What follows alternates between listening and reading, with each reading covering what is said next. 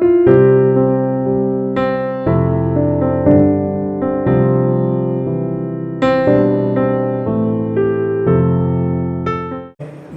எல்லாம் நமக்கு கிடைக்கக்கூடிய ஒரு மிகப்பெரிய வரம்னு நான் ஒவ்வொரு தரையும் சொல்லிக்கொண்டே இருக்கிறோம். காரணம் என்னன்னா, நம்மளுடைய தமிழிலே இருக்கக்கூடிய அற்புதமான நூல்கள் இறை திருவருளினாலே நமக்கு கிடைக்கப்பட்ட ஒரு மிகப்பெரிய வாய்ப்பு. அந்த மாதிரியான நூல்கள் வேறெந்த மொழியிலேயும் நாம் பார்ப்பதற்கு கிடைக்கவில்லை என்பதுதான் உண்மை. இப்போ அதனால நம்ம உடனே ஒரு பெரிய ஒரு ஏதோ நமக்கு மட்டும்தான் அந்த வாய்ப்பு இருக்குன்றதை விட அது சொல்வது மட்டுமல்லாமல் அதில் கர்வமோ ஆணவமோ அல்ல, இருந்தாலும் நமக்கு கிடைக்கக்கூடிய ஒரு மிகப்பெரிய வரம் அந்த தமிழ். அந்த வரத்திலே நீங்க பார்த்தீங்கன்னா, உலக நாடுகளிலே எல்லாம் வெவ்வேறு இடங்களிலே வெவ்வேறு விதமான மனிதர்கள் தோன்றி இருக்கலாம்.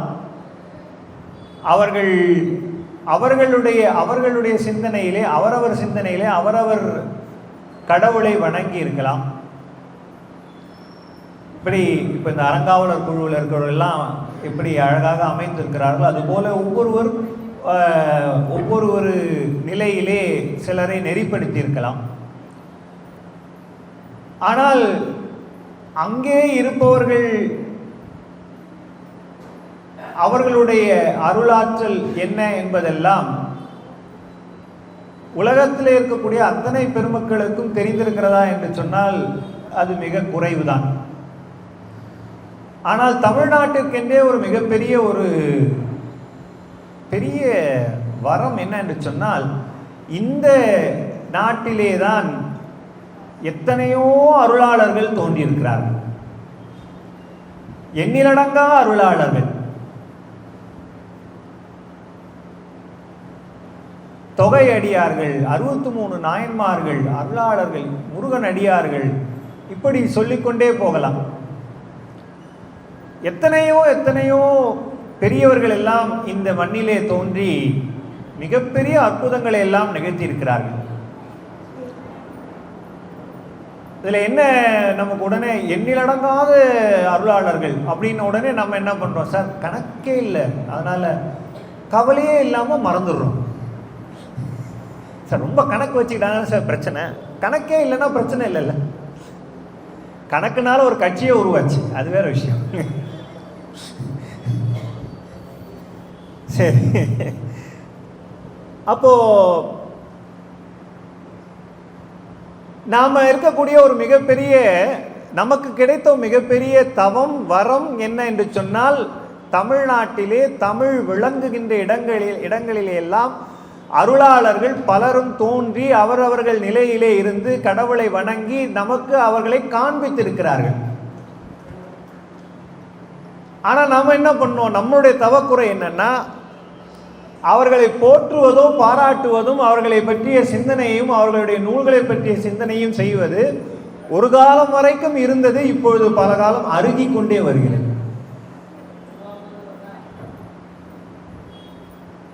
நிறைய பேருக்கு சில அருளாளருடைய பெயரே தெரிவதில்லை. ரொம்ப அண்மையிலே சொல்றேனே, அண்மை காலத்தில் இருக்கக்கூடிய எல்லாருக்கும் என்னுடைய தாத்தா வாரியார் சுவாமிகளே தெரிந்திருக்கும் இல்லையா? வாரியார் சுவாமிகளே தெரியாதவர்கள் இருப்பதற்கு வாய்ப்பு இல்லை. அண்மை காலத்திலே 1993 அவர்கள் இறை முருகனோடு கலந்தார்கள். 93 இப்போ 2026 தாங்க. ஒரு 25 வருஷம் 30 வருஷத்துக்குள்ள தான் கணக்குன்னு வச்சுக்கோமே. அதுக்குள்ள நிறைய பேர் மறந்துட்டாங்க. அதற்கு அடுத்த தலைமுறைக்கு அவரை பற்றிய விவரங்கள் தெரியல. ஒரு முறை நான் பயணத்திலே இருக்கும்பொழுது என்னோட பயணம் பட்டு கொண்டே இருக்கக்கூடிய ஒருவர்கிட்ட பேசிக்கிட்டே இருக்கோம். அவர் அவர்கிட்ட ஏதோ ஒரு அறிமுகம் பற்றி பேசும்பொழுது, கிருபானந்த வாரியார் உங்களுக்கு தெரியுமான்னு என்னை பற்றி சொல்வதற்காக இன்னொருத்தர் சொல்கிறார். அவர் சொன்ன உடனே, அப்படியா எனக்கு தெரியாதே அப்படின்னா. அவர் எந்த அளவுக்கு போயிட்டாருன்னா, ஹோட்டல் சரவணபவன் போவீங்களா அப்படின்னு. போனேன். அங்கே ஒரு ஃபோட்டோ இருக்கும், பார்த்துருக்கீங்கல்ல, அவர் தான்.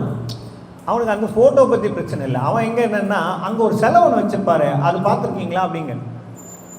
தெரியுமே சார், குபேரன் சிலை தானே அப்படின்னு. தலை மொட்டையாக இருந்தால் குபேரன் ஆக்கிடுவான் போல இருக்கு. எந்த அளவுக்கு அண்மை காலத்திலே வாழ்ந்த ஒரு அடியாரை கூட நாம் மறந்திருக்கிறோம்ன்றது பார்க்கும் பொழுது, அது என்னுடைய தாத்தா, அவருக்கு அதோடைய பெருமைகளை நான் சொல்லணும் அப்படின்றதெல்லாம் அது அடுத்த பக்கமாக இருந்தாலும், வருகின்ற தலைமுறைக்கு அதை தெரிவுபடுத்த வேண்டிய கடப்பாடு நமக்கு இருக்கிறது. அதை எங்கேயோ தவறு விட்டு இருக்கிறோமேன்றதுதான் நமக்கு ஒரு மிகப்பெரிய வருத்தம். வாங்க கலம்பக கவியார் வந்திருக்கின்றார்.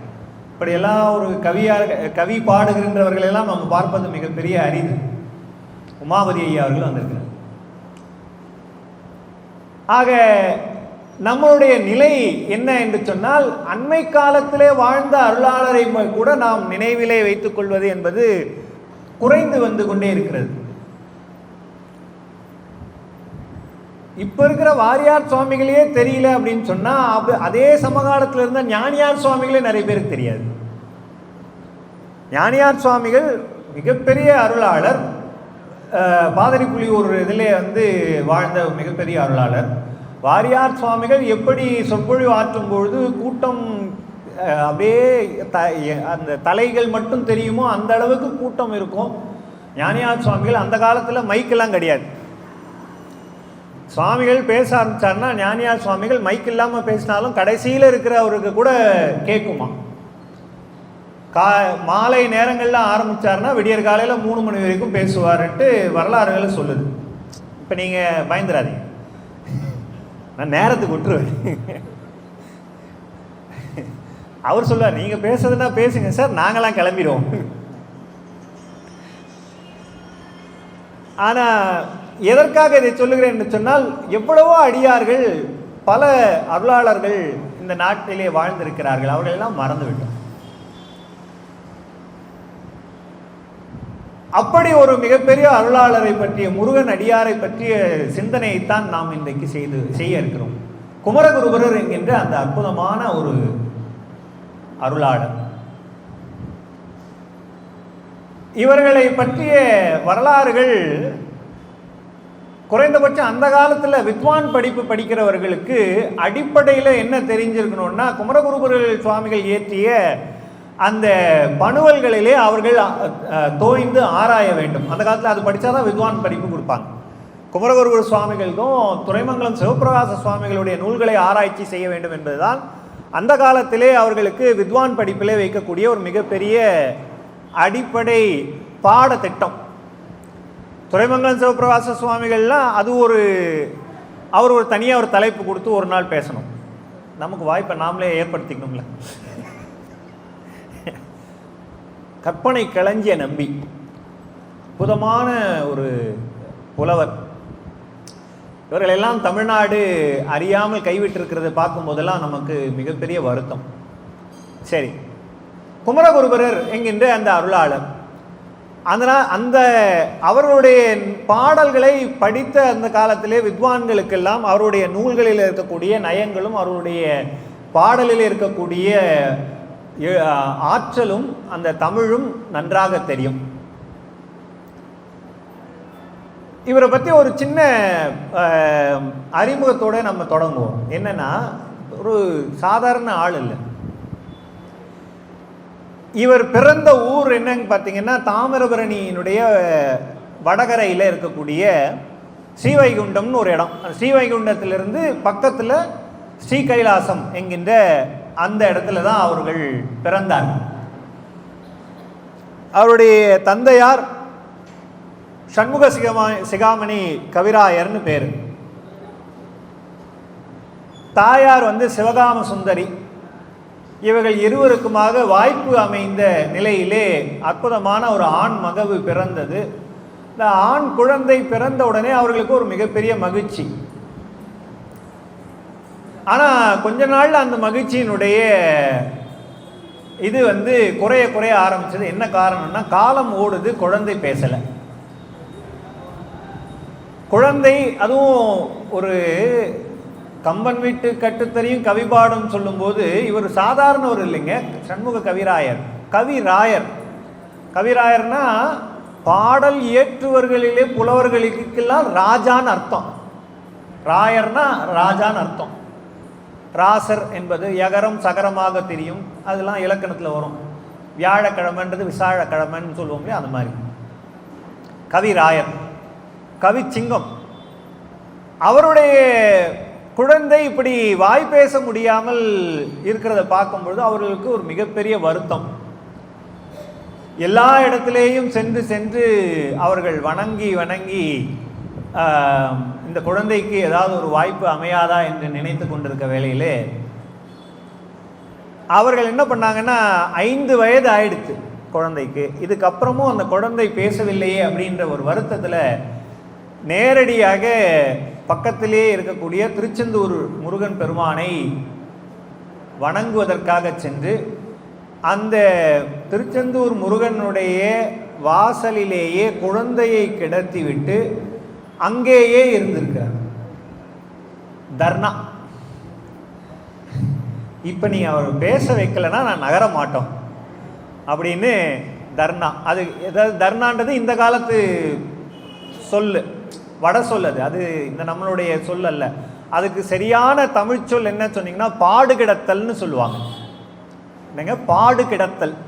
நீங்கள் இது நடத்தலைன்னா நான் நகர மாட்டேன் அப்படின்னு அங்கேயே நிற்கிறது இருக்குது பார்த்தீங்களா, அதுக்கு பேர் பாடு கிடத்தல். அப்படி அந்த குழந்தையை அங்கே வைத்து முருகப்பெருமானுடைய இதில் அவர்கள் இருவரும் பாடு கிடத்தல் செய்கிறார்கள். முருகப்பெருமானுடைய அருள் வாய்க்கப்பெறுகிறது. வாய்க்கப்பெற்ற உடனே அந்த குழந்தை வழக்கமாக குழந்தை பேச ஆரம்பித்த உடனே என்ன பேசுன்றதெல்லாம் நமக்கு தெரியும். முதல் வார்த்தை என்ன பேசும் ஏது பேசும்லாம் நமக்கு தெரியும். அப்படி குழந்தை பேசல. கொஞ்சம் வயசானவங்க வளர்ந்ததுக்கப்புறமா பேசணும் அப்படின்னா அவங்க என்ன பேசுவாங்க அப்படின்னு உங்களுக்கு தெரியலன்னா, சரஸ்வதி சபதம் பாடம் பார்த்தீங்கன்னா சிவாஜி கணேசன் நடித்து காமிச்சிருப்பார். அவருக்கே உரிய நடிப்பில் எல்லாம் அம்மா அப்பா ஆண்டவன் அப்படின்னு பேசி வார்த்தைகள்லாம் பேசி அவர் அது ஒரு உண்மை. அதில் இன்னொன்று சொல்லணும்னா, அது விளையாட்டுக்கு சொல்லலைன்னா கூட ஒரு பேச முடியாத இருக்கிறவர் பேசுகிறாருன்னு சொன்னால் அதில் இருக்கக்கூடிய அவருக்கு இருக்கக்கூடிய மிகப்பெரிய மகிழ்ச்சி என்னன்றதை அனுபவித்தவங்களுக்கு தான் தெரியும். அதை அழகாக அவர் நடிப்பிலே காண்பித்தார். ஆனால் இந்த குழந்தை அந்த மாதிரி அமைந்த குழந்தை இல்லையே, இறைவன் திருவருள் வாய்க்கப்பெற்ற குழந்தை இல்லையா. அது தொடங்கும் போது அம்மா அப்பா அப்படின்லாம் பாடவே இல்லை.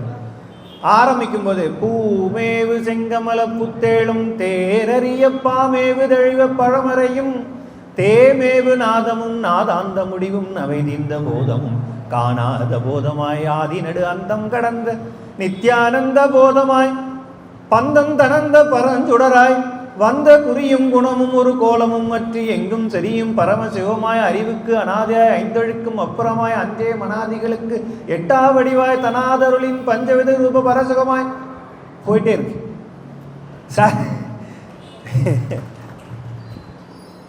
குழந்தை தொடங்கி பேச ஆரம்பிக்கும் பொழுதே அம்மா அப்பா என்று பேசவில்லை.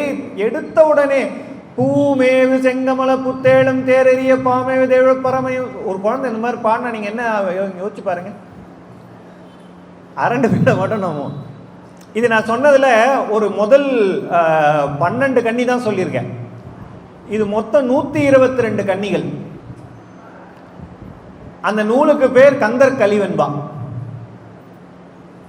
இந்த குழந்தை பேச ஆரம்பித்த உடனே பாடுகின்ற பாடலை ஒரு நூலாகவே ஏற்றி இருக்கிறது. ஏன்னா அது சண்முக கவிராயர் செய்த ஒரு மிகப்பெரிய வரம், அதனுடைய தவத்தினுடைய வரமாக அமைந்தது. இறை பரம்பொருள் அருள் வாய்க்க அவர்கள் கிடைத்த உடனே அது நூலாகவே பேசுகிறது.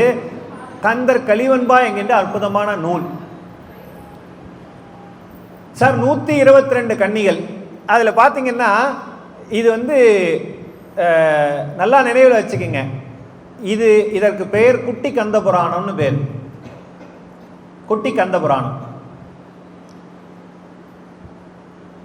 நாம இங்கே கந்தன் கவினாறு விழாவெல்லாம் நடத்துறோம் இல்லையா, எல்லாம் கோயிலில் நடத்துறோம். சார் கந்தன் கவினாறு எங்கேயோ என்ன சொல்றீங்கன்னு புரியல சார், ஏதோ புரியுற மாதிரி இருக்கு ஆனால் ஒன்றும் புரியல.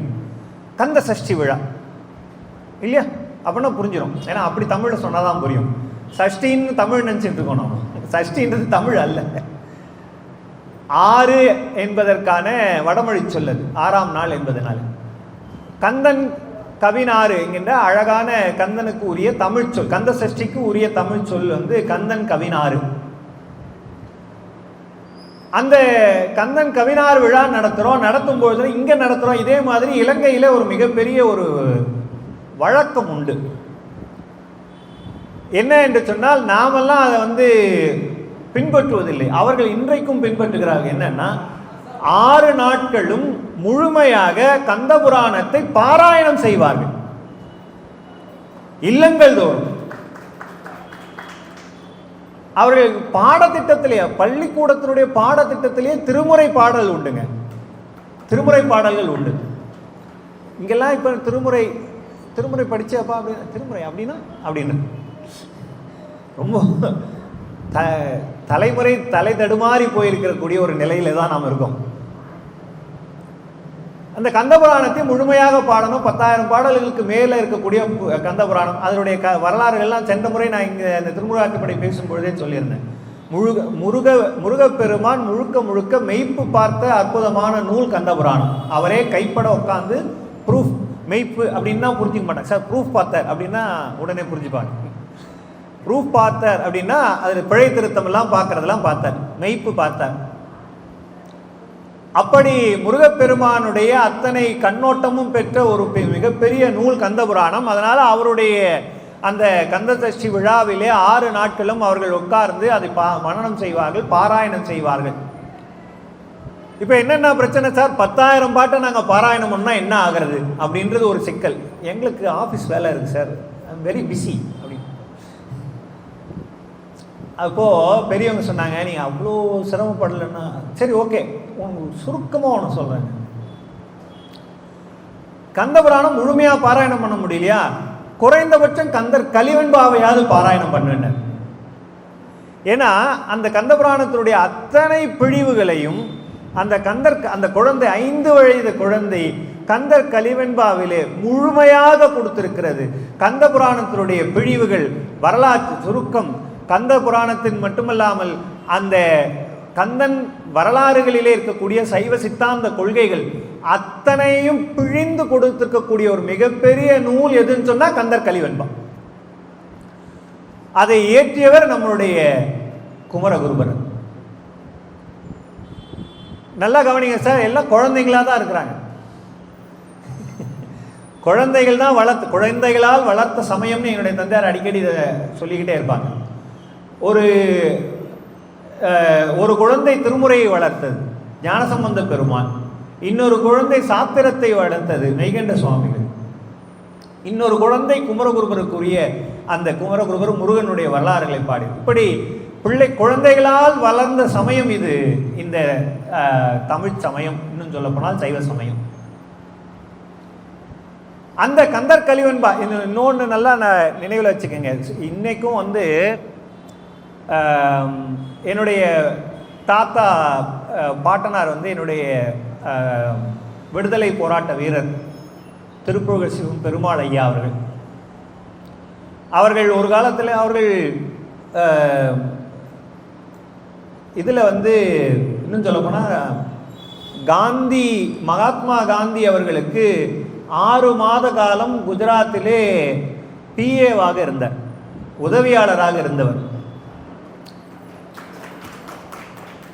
மிகப்பெரிய தூய ஆன்மா. அவர்கள் என்ன பண்ணுவாங்கன்னா, இப்போ நம்மளுடைய திருவிகா அவர்கள் அவருடைய பிற்காலத்திலே அவர்களுடைய கண் வந்து கொஞ்சம் பார்வை மட்டுப்பட்டது.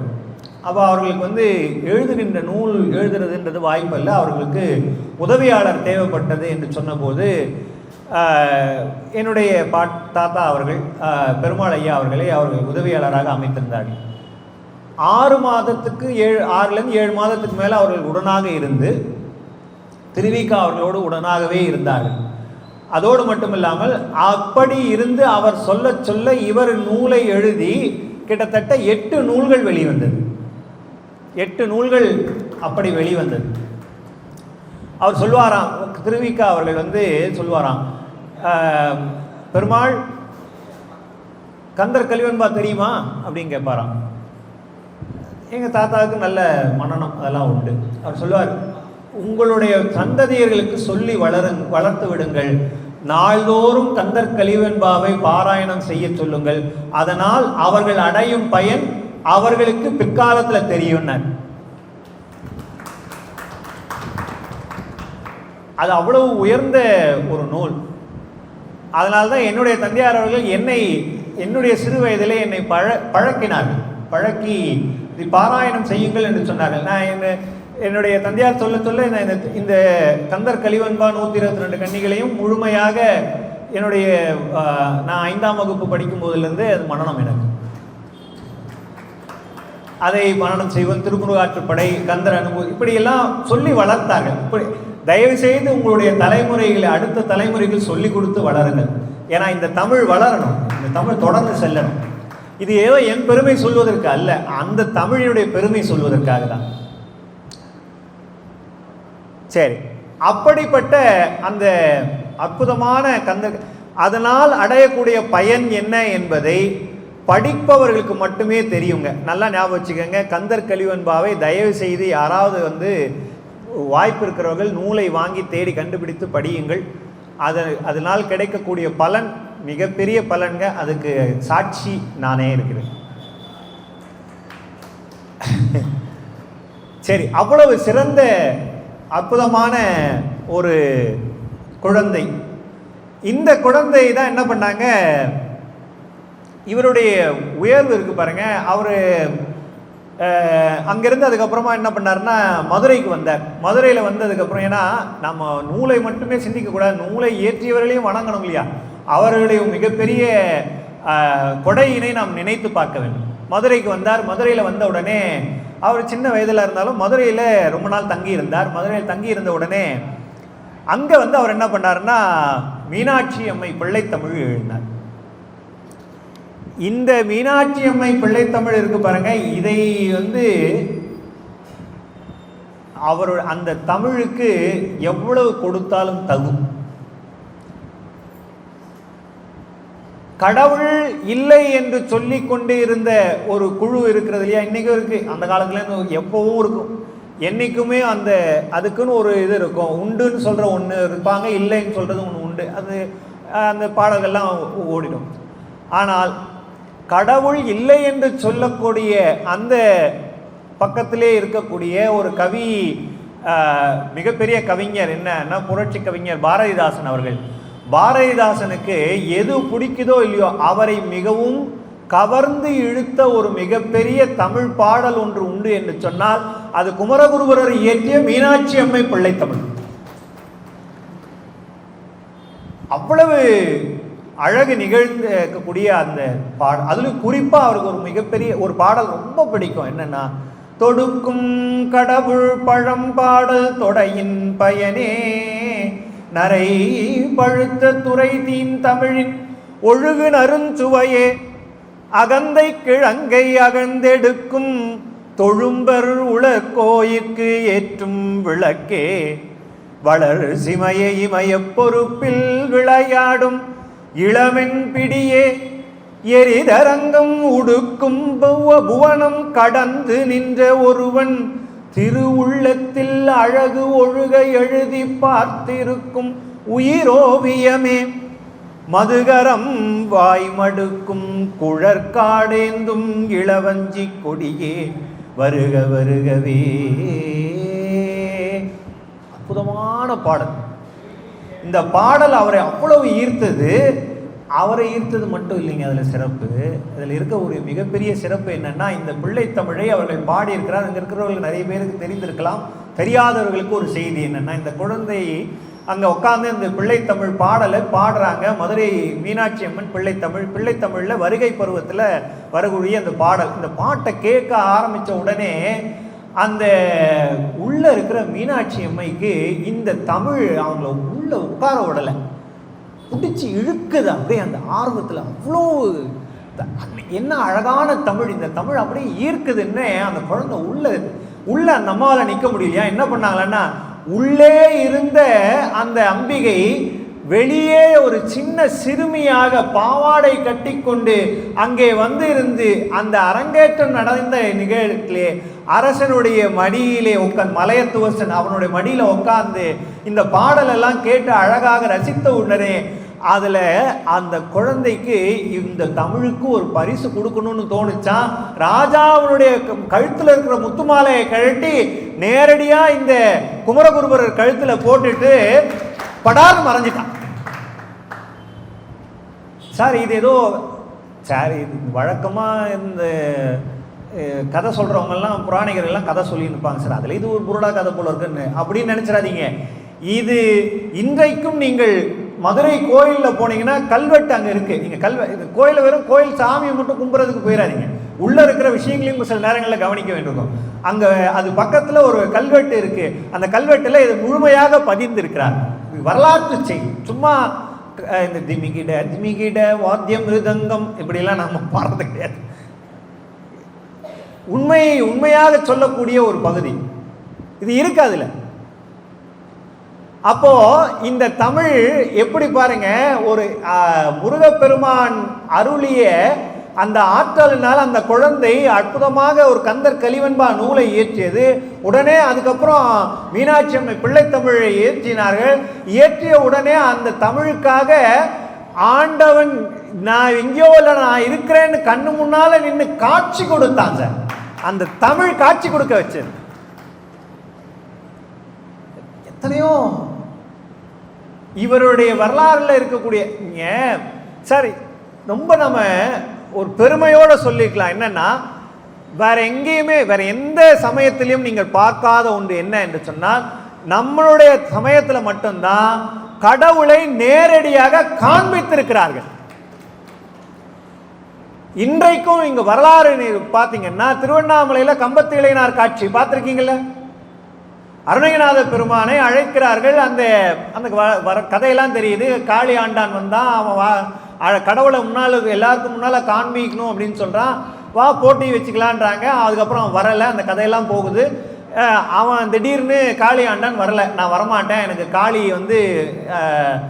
இனிமேல் இந்த நிமிஷத்துலேருந்து பவர் கட்டு, உனக்கு 8 மணிக்கு நியூஸில் இன்னையிலேருந்து கிடையாதுன்னு சொல்லுவார்ல, அந்த மாதிரி இன்னையிலேருந்து உனக்கு பவர் கிடையாது அப்படின்னு முடிஞ்சிருச்சு. அவர் வரமாட்டேன்ட்டார். வந்ததுக்கு அவன் இவர் என்ன பண்ணார், ராஜா அந்த காலத்தில் என்ன சொன்னார், சரி அவன் வரமாட்டேன்ட்டு போயிட்டான், அதில் பற்றி பிரச்சனை இல்லை, நீயும் தானே சவால் விட்ட, காமி பார்ப்போன்னார் அருணகிரிநாதர்.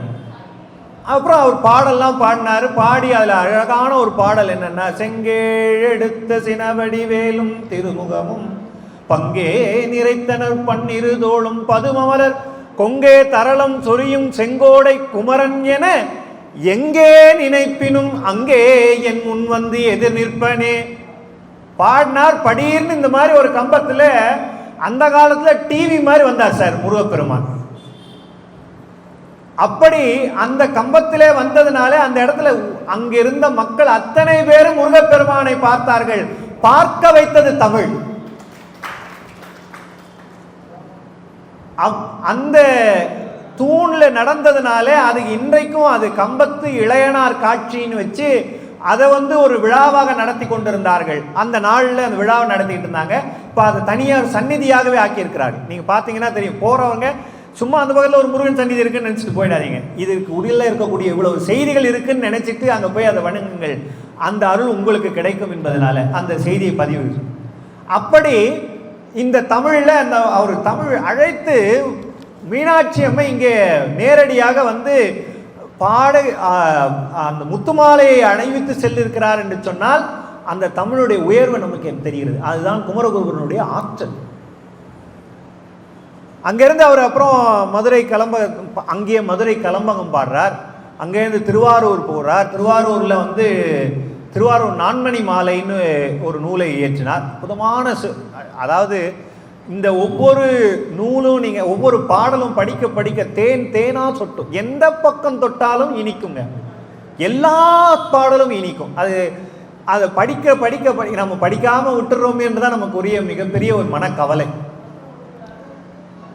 அதுக்கப்புறம் திருவாரூரில் அவர் வந்து திருவாரூர் நான்மணி மாலை பாடுறார். பாடி முடித்ததுக்கப்புறமா அவருக்கு வந்து வயது மூப்பு அதாவது கொஞ்சம் இளைய வயது வருது. சின்ன குழந்தையிலேருந்து கொஞ்சம் வளர்ந்துட்டார், இளையவராக ஆகிட்டார். அப்போ அவருக்கு என்னென்னா, நமக்கு ஒரு குருவின் மூலமாக ஒரு சிவஞான உபதேசம் கிடைக்கணும் அப்படின்னு அவருக்கு ஒரு விருப்பம் வருது. அவர் வரலாறுல, ஏன்னா இது முக்கியமாக தெரிஞ்சுக்கணும், அவர் யாருன்னு தெரிஞ்சுக்கணும் இல்லையா. அவர் என்ன பண்ணார்னா, அந்த காலத்தில் இருக்கக்கூடிய ஆதீனத்தினுடைய தருமபுரம் ஆதீனத்தினுடைய 4வது பட்டம் மாசிலாமணி தேசிகர்னு அந்த காலத்தில் இருந்த மிகப்பெரிய ஆதீனகர்த்தர். அவர்கிட்ட போய், சாமி எனக்கு வந்து நீங்கள் தான் உபதேசம் செய்யணும், நான் மற்ற கதைகள்லாம் விட்டுறேன், வேகமாக சொல்கிறேன், உபதேசம் செய்யணும்னு சொல்கிறார். உடனே அந்த காலத்தில் இருக்கக்கூடிய மரபு என்னென்னா, உடனே அவர்கள் வந்து ஏற்றுக்க மாட்டாங்க. அதுக்கு தனி டெஸ்ட்டெல்லாம் உண்டு. சார் இப்போல்லாம் வந்து நீங்கள், நான் எதுவும் சொல்லலை, சொன்னால் பிரச்சனையாகிடும், அதுக்கு தனி இதெல்லாம் உண்டு. அவர் என்ன பண்ணார், மரபு ஒன்று இருக்குப்பா, நீ வட்டுக்கு உடனேலாம் உனக்கு தீக்கையெல்லாம் கொடுத்துட முடியாது. இப்போல்லாம் நீங்கள் 100 ரூபா கொடுத்துடலாம், இல்லை 1000 ரூபா கொடுத்தா தீக்கை உண்டு, அதெல்லாம் வேறு விஷயம். அந்த மாதிரிலாம் நான் கொடுக்க மாட்டேன். அந்த காலத்தில் என்னென்னா, மரபு என்னென்னா, நீ போய் காசி யாத்திரை பண்ணிட்டு வா அப்படின்னு, அப்புறம்தான் உனக்கு தீக்கைன்னு. என்ன காரணம்னா, தேசாந்தரமாக செல்லும் பொழுதுதான் மற்றவர்களுடைய அதாவது பண்பு நலங்கள் தெரியும், நாகரீகம் தெரியும், அவர்களுடைய வழிபாட்டு முறை தெரியும். அதில் எது சரின்னு தெரிஞ்சுக்கிறதுக்கு ஒரு மிகப்பெரிய புரிதல் இருக்குன்றதுனாலேயே தான் அந்த மாதிரி காசி யாத்திரை செய்யணும்னு சொல்லியிருந்தாங்க. இவர் சொன்னார், நம்ம இருக்கிறது இந்த பக்கம் தென் தமிழ்நாடு, காசி வரைக்கும் போகணுன்னா இந்த காலத்தில் உங்களுக்கு பிரச்சனை இல்லை, நீங்கள் காரோ இல்லை ஃப்ளைட்டோ எடுத்துகிட்டு போயிடலாம். அந்த காலத்தில் அப்படிலாம் கிடையாது. அந்த காலத்தில் என்னன்னா, இங்கேருந்து காசிக்கு போகிறேன்னு சொன்னாலே சரி, திரும்பி வருவாரான்னு தெரியாது, சொத்தில் எழுதி வச்சுட்டு போண்டுவாங்க. நான் என்எஸ்கே அந்த காலத்தில் சொல்லுவார், காசிக்கு அந்த ஒரு பாட்டு, ஒரு கிந்தனார்னு ஒரு சரித்திரத்தில் வரும், சொல்லுவார், காசிக்கு போனால் இங்கேருந்து போனால் யாரும் திரும்பி வருவானோ தெரியாது, அப்படியே வந்தாலும் 2 பேர் தான் வருவாங்க, அநேகமாக 2 பேர் தான் வருவான், அதுவும் அவன் கொண்டு போனால் மாடுன்னுவார். அந்த மாட்டு வண்டியில் கட்டிட்டு போனேன், அந்த மாடு தாண்டா திரும்பி வரும், ஆள் வருவானான்னு தெரியாதுங்க. ஸோ அப்படி அதில் என்ன, அவர் காசி யாத்திரைன்னொடனே அவர் சொல்கிறாரு, சாமி நான் வந்து உபதேசம் வாங்கணும்னு நினைக்கிறேன், நீங்கள் காசி யாத்திரைன்னு அனுப்பிட்டீங்கன்னா நான் எப்போ வருவேன், அது ரொம்ப நாள் ஆகுமே, எனக்கு நீங்கள் ஏதாவது ஒரு வழியை சொல்லணும் அப்படின்னோடனே, சரி நீ அவ்வளோ தூரம் போகலன்னா கூட குறைந்தபட்சம் சிதம்பரம் வரைக்குமாவது போயிட்டு வா. சரி, குருநாதர் சொல்லிட்டார், உடனே நம்ம அது செய்யணும்ன்ட்டு சிதம்பரத்துக்கு வரார். சிதம்பரத்தில் வந்து அற்புதமாக சிதம்பரம் மும்மணி கோவைன்னு ஒரு அற்புதமான நூலை இயற்றினார். சிதம்பர செய்யுட்கோவைன்னு ஒரு அழகான நூல் இருக்குது, ரொம்ப அற்புதமான நூல்கள். அதில் சில பாடல்கள்லாம் பின்னால் நம்ம சிந்திப்போம். அதுக்கப்புறம் என்ன பண்ணார்னா, அங்கேருந்து திருப்பியும் சுவாமி நான் இது வரைக்கும் இந்த யாத்திரையெல்லாம் முடிச்சுட்டேன், எனக்கு வந்து நீங்கள் உபதேசம் செய்யணும் அப்படின்னு அழைத்த போது அவர் என்ன சொன்னார்னா, சரி பரவாயில்ல, பக்குவத்தில் தான் இருக்கார், அவருடைய நூல்கள் அதெல்லாம் அவருக்கு எல்லாம் பார்த்தார் பெரியவர், ஓகேன்னு அவருக்கு துறவு கொடுக்குறார். அந்த துறவு கொடுத்த உடனே அவர்கள் மிகப்பெரிய மகிழ்ச்சியில் என்ன பண்ணார்னா, குருநாதரை குருவே சிவமென கூறினன் நந்தி என்று சொன்ன வகையிலே அவரையே சிவமாக பாவித்து அவர் மேலே ஒரு நூலை ஏற்றினார். பண்டார மும்மணி கோவைன்னு ஒரு நூல். இதெல்லாம் சார் நீங்கள் அந்த புக்கை படிக்கிறீங்களோ இல்லையோ, ஆனால் அட்லீஸ்ட் அந்த நூல் இருக்குன்னாவது காதில் நம்ம தெரிஞ்சு வச்சுப்போம். பண்டார மும்மணி கோவை என்கின்ற அற்புதமான ஒரு நூல். இந்த நூல் ஏற்றி அதெல்லாம் முடித்ததுக்கப்புறம் என்ன பண்ணுறாருன்னா, சரிப்பா நீ அப்போ தான் காசியை போல, இப்போது காசிக்கு கிளம்பு அப்படின்னோடனே அவர் வந்து காசியில் சென்றிருந்து காசியிலே அவர்கள் அந்த இடத்துல அவர்கள் ஒரு மடத்தை அமைக்க வேண்டும் என்பதற்காக முயற்சி செய்கிறார்கள். இப்போ என்ன சிக்கல்னா, இவர் தமிழ், அங்கே இருக்கிறது பாதுஷாவுனுடைய ஆட்சி. அதனுடைய வரலாறுகள்லாம் இருக்குது, அதில் நான் முழுமையான ஃபுல்லாக அதுக்குள்ளே போகலை. ஆனால் குறிப்பாக ஒன்று என்னென்னா, அதில் அவருக்கு அங்கே இதுக்கு மடம் அமைக்கிறதுக்கு இடம் வேணும். ஆனால் அவர் இந்த பாதுஷாவுனுடைய டில்லி பாதுஷா அவர்கிட்ட தான் கேட்க முடியும். டில்லி பாதுஷா அவர் தமிழ் தெரியாத ஒரு ஹிந்தி தெரியாத ஒரு தமிழ் முனிவரை பார்த்தோன்னே அவனுக்கு இலக்காரம். எப்பவுமே வடக்குக்கு இந்த பக்கம் கொஞ்சம் இலக்கம் தானே, நாம ஹிந்தி தெரியலன்னா ஒரு இலக்காரம். உடனே அவர் அதை ஏளனமாக பேசி உடனே குமரகுருபரர் சொன்னார், உடனே ஒரு பாடலை இயற்றினார், ஒரு நூலை இயற்றினார். வெண்தாமரை கந்தினின் பதம் தாங்க என் வெள்ளை உள்ள தண்டாமரைக்கு தகாதுகொலோ சகமேழும் அழித்து உண்டான் உறங்க ஒழித்தான் பித்தாக உண்டாக்கும் வண்ணம் கண்டான் சுவைகொள் கரும்பே சகலகலாவல்லியே. அப்படியே நாடும் பொருட்சுவை சொச்சுவை தோய்தர நாக்கவியர் பாடும் பணியர் பணித்தருவாய் பங்கையாசனத்தில் கூடும் பசும்பர் கொடியே கனதன குந்தும் ஐம்பார் காடும் சுமக்கும் கடும் கரும்பே சகலகலாவல்லியே. அப்படியே அந்த பாடல் போகுது. சில பேர் கூடவே சொல்கிறாங்க, மகிழ்ச்சியாக இருக்குது இப்போ கேட்கறதுக்கு. நிறைய பேருக்கு நல்ல அறிவார்ந்த சபை. பாடினார், மண் கண்ட வெண்குடை கீழாக மேற்பட்ட மன்னரும் என் பண் கண்ட அளவில் பணியச் செய்வாய் படைப்போன் முதலாம் என் கண்ட தெய்வம் பல்கோடி உண்டேனும் விளம்பில் உண்போர் கண் கண்ட தெய்வம் உளதோ சகலகலா வல்லியே அப்படின்னு பாடினார். பாடின உடனே அந்த அரசவையில் திடீரென்று எங்கிருந்தோ இருந்து ஒரு மிகப்பெரிய சிங்கம் ஒன்று உள்ளே வருது. அந்த சிங்கத்து மேலே இவர் உட்காந்துட்டு இருக்கார். உட்காந்துட்டு அப்படியே நேரடியாக அந்த ராஜாவுக்கு முன்னால் இருந்து அந்த ராஜா எந்த மொழியில் பேசுகிறான், அந்த ஹிந்தியில் பேசும்போது அதே மொழியில் குமரகுருபர் இருந்து ஹிந்தியில் பேசினார். எனக்கா அந்த மொழி வராதுன்னு அது பாரு சகலகலாவலி என் கூட உட்காந்துப்பான்னு. அதாவது கலைமகளுக்கான ஒரு நூல் ஒன்று நீங்கள் தேடிக்கொண்டிருப்பீர்களே, ஆனால் அதற்கு உரிய நூல் இதுதான், சகலகலாவலி மாலை என்கின்ற அற்புதமான நூல். 10 பாடல்கள். அதாவது ரொம்ப எளிமையான தமிழ், மிக விரைவாக ஒருவரால் படிக்க முடியும். அது எந்த அளவுக்குன்னா, அது வரைக்கும் இந்தினா என்னன்னே தெரியாதவர் அவருக்காக ஒரு சிங்கம் வருது, அந்த சிங்கத்து மேலே இவர் உட்கார்ந்து இருந்து அது உட்கார்ந்தது மட்டுமல்லாமல் அந்த மொழியினுடைய அறிவு முழுமையாக அவருக்கு பாலித்து அந்த மொழியிலே அந்த அரசனிடத்திலே பேசியதுனால அவன் அரண்டு போய் என்ன பண்ணான்னா, சாமி நீங்கள் என்ன கேட்டாலும் தரோம், உங்களுக்கு கண்ணு கெட்டின தூரம் வரைக்கும் உங்களுக்கு என்ன நிலம் வேணுமோ அதை எடுத்துக்கங்கட்டான். அப்படி அமைந்தது தான் காசி மடம். இன்னைக்கும் நீங்கள் போய் பார்த்தீங்கன்னா காசி மடம், குமரகுருபர் மடம் அங்கே இருக்கும். இதில் என்ன கவனிக்க வேண்டியதுன்னா, இது ஒரு கொள்முதல். நமக்கு நல்லா ஞாபகம் வச்சுக்கோங்க. தயவு செய்து உங்கள் வீட்டு பிள்ளைகளுக்கு, பாடம் படிப்பவர்களுக்கு சில நேரங்களில் படிப்பில் ஒரு சில விதமான தொய்வுகள் இருக்கலாம். அந்த மாதிரி இருக்குன்னா நாள்தோறும் இந்த சகலகலா வள்ளி மாலையை படிக்க சொல்லுங்கள். நல்லா கவனிங்க, படிக்க சொல்லுங்கள், பாராயணம் பண்ண சொல்லுங்கள். படித்து விட்டு அவர்கள் நிச்சயமாக, நல்லா எழுதி வச்சுக்கோங்க, இறைவன் முன்னாக சொல்லுகிறேன் சாட்சியாக, நிச்சயமாக அவர்கள் மிகப்பெரிய அளவிலே படிப்பிலே மிகப்பெரிய அளவில் வருவாங்க. நான் இதுவும் என்னுடைய அனுபவத்தில் தான் சொல்கிறேங்க. இதை என்னுடைய தந்தையார் அவர்கள் படிக்க சொல்லி நான் படித்த பின்னாக, நீங்கள் இது என்னுடைய பெருமைக்காக நான் சொல்லலை, நான் படித்து ஆரம்பித்த காலத்திலிருந்து அதுக்கப்புறம் நான் ஒரு பிஏ கார்ப்பரேட் படித்தாச்சு, எம்காம் படித்தாச்சு, எம்ஃபில் காமர்ஸ் படித்தாச்சு, எம்ஏ தமிழ் படித்தாச்சு, இதுவும் டிப்ளமா 3-4 டிப்ளமா பண்ணியாச்சு, இப்போ பிஹெச்டி பண்ணியாச்சு. இதுவரைக்கும் ஒரு தேர்விலும் கூட நான் தோற்றது கிடையாது. எல்லாம் அந்த இறைவன் கொடுத்த வரம், அந்த தமிழ் கொடுத்த வரம். சார் இதெல்லாம் அனுபவம் சார், சும்மா உட்காந்து கேட்டுட்டு போறதுக்கு இல்லை சார். இதெல்லாம் நீங்கள் கொள்முதலாக கொண்டு சென்று அவரவர்கள் வீட்டில் அவரவர்கள் குழந்தைகளுக்கு சொல்லிக் கொடுங்க. இந்த தமிழை படிக்கணும். அவர்கள் வாழ்க்கையிலே ஒரு மிகப்பெரிய அளவிலே ஒரு மிகப்பெரிய உச்சத்தை தொடுவார்கள் என்பதிலே எந்த விதமான ஐயமும் கிடையாது. தமிழ், அந்த தமிழ் காப்பாற்றும். அப்படி அருள் ஆற்றல்கள் கொண்டவர் இந்த குமரகுருபர் சுவாமி. அதுக்கு தான் சார் இவ்வளோ நாள் ஆச்சு. அவ்வளவு உயர்ந்த ஒரு அருளாளர் என்பதனால தான் அந்த காலத்தில் வண்ணச்சரமும் தண்டபாணி சுவாமிகள் என்ன பண்ணார்னா, அவர் ஒரு அற்புதமான வேலை செய்தார். வண்ணச்சரமும் தண்டபாணி சுவாமி, திருவாமத்தூர் தண்டபாணி சுவாமிகள்னு நிறைய பேருக்கு தெரிஞ்சிருக்கும். அவர்கள் என்ன பண்ணுவாருன்னா, இந்த புலவர்கள் எல்லாம் மறந்துடுறாங்க அப்படின்றதுனால அவர் என்ன பண்ணாருன்னா, புலவர் புராணம்னு ஒரு புராணம் பாடினார். புலவர் புராணம்னு ஒன்று பாடினார். அதில் வெவ்வேறு புலவர்களுடைய வரலாறுகள் எல்லாம் முழுமையாக பதிந்திருக்க 3000 பாடல்கள் கொண்ட பாடல் அந்த நூல். அதில் மொத்தம் 72 புலவர்களை பற்றிய வரலாறுகள் வரும், அவர்கள் பதிவுகள்லாம் வரும்.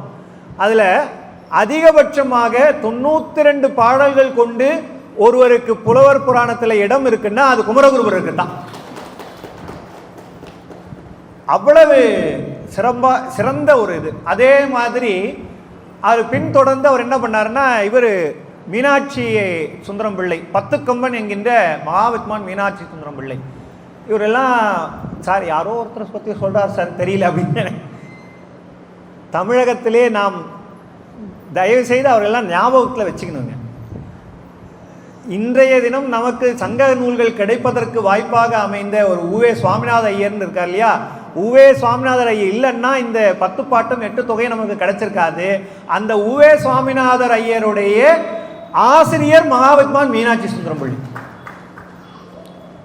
அவர் சாதாரண ஆள் இல்லைங்க. அவர் ஒரு கம்பன் பாடுறது மட்டும் இல்லை, அவர் மாதிரி 10 கம்பன் சேர்த்தா எப்படி இருப்பாரோ அப்படி பாடல் பாடக்கூடிய அளவுக்கு ஆற்றல் பெற்றவர். அதனால அவர் 10 கம்பன்னே பேர்.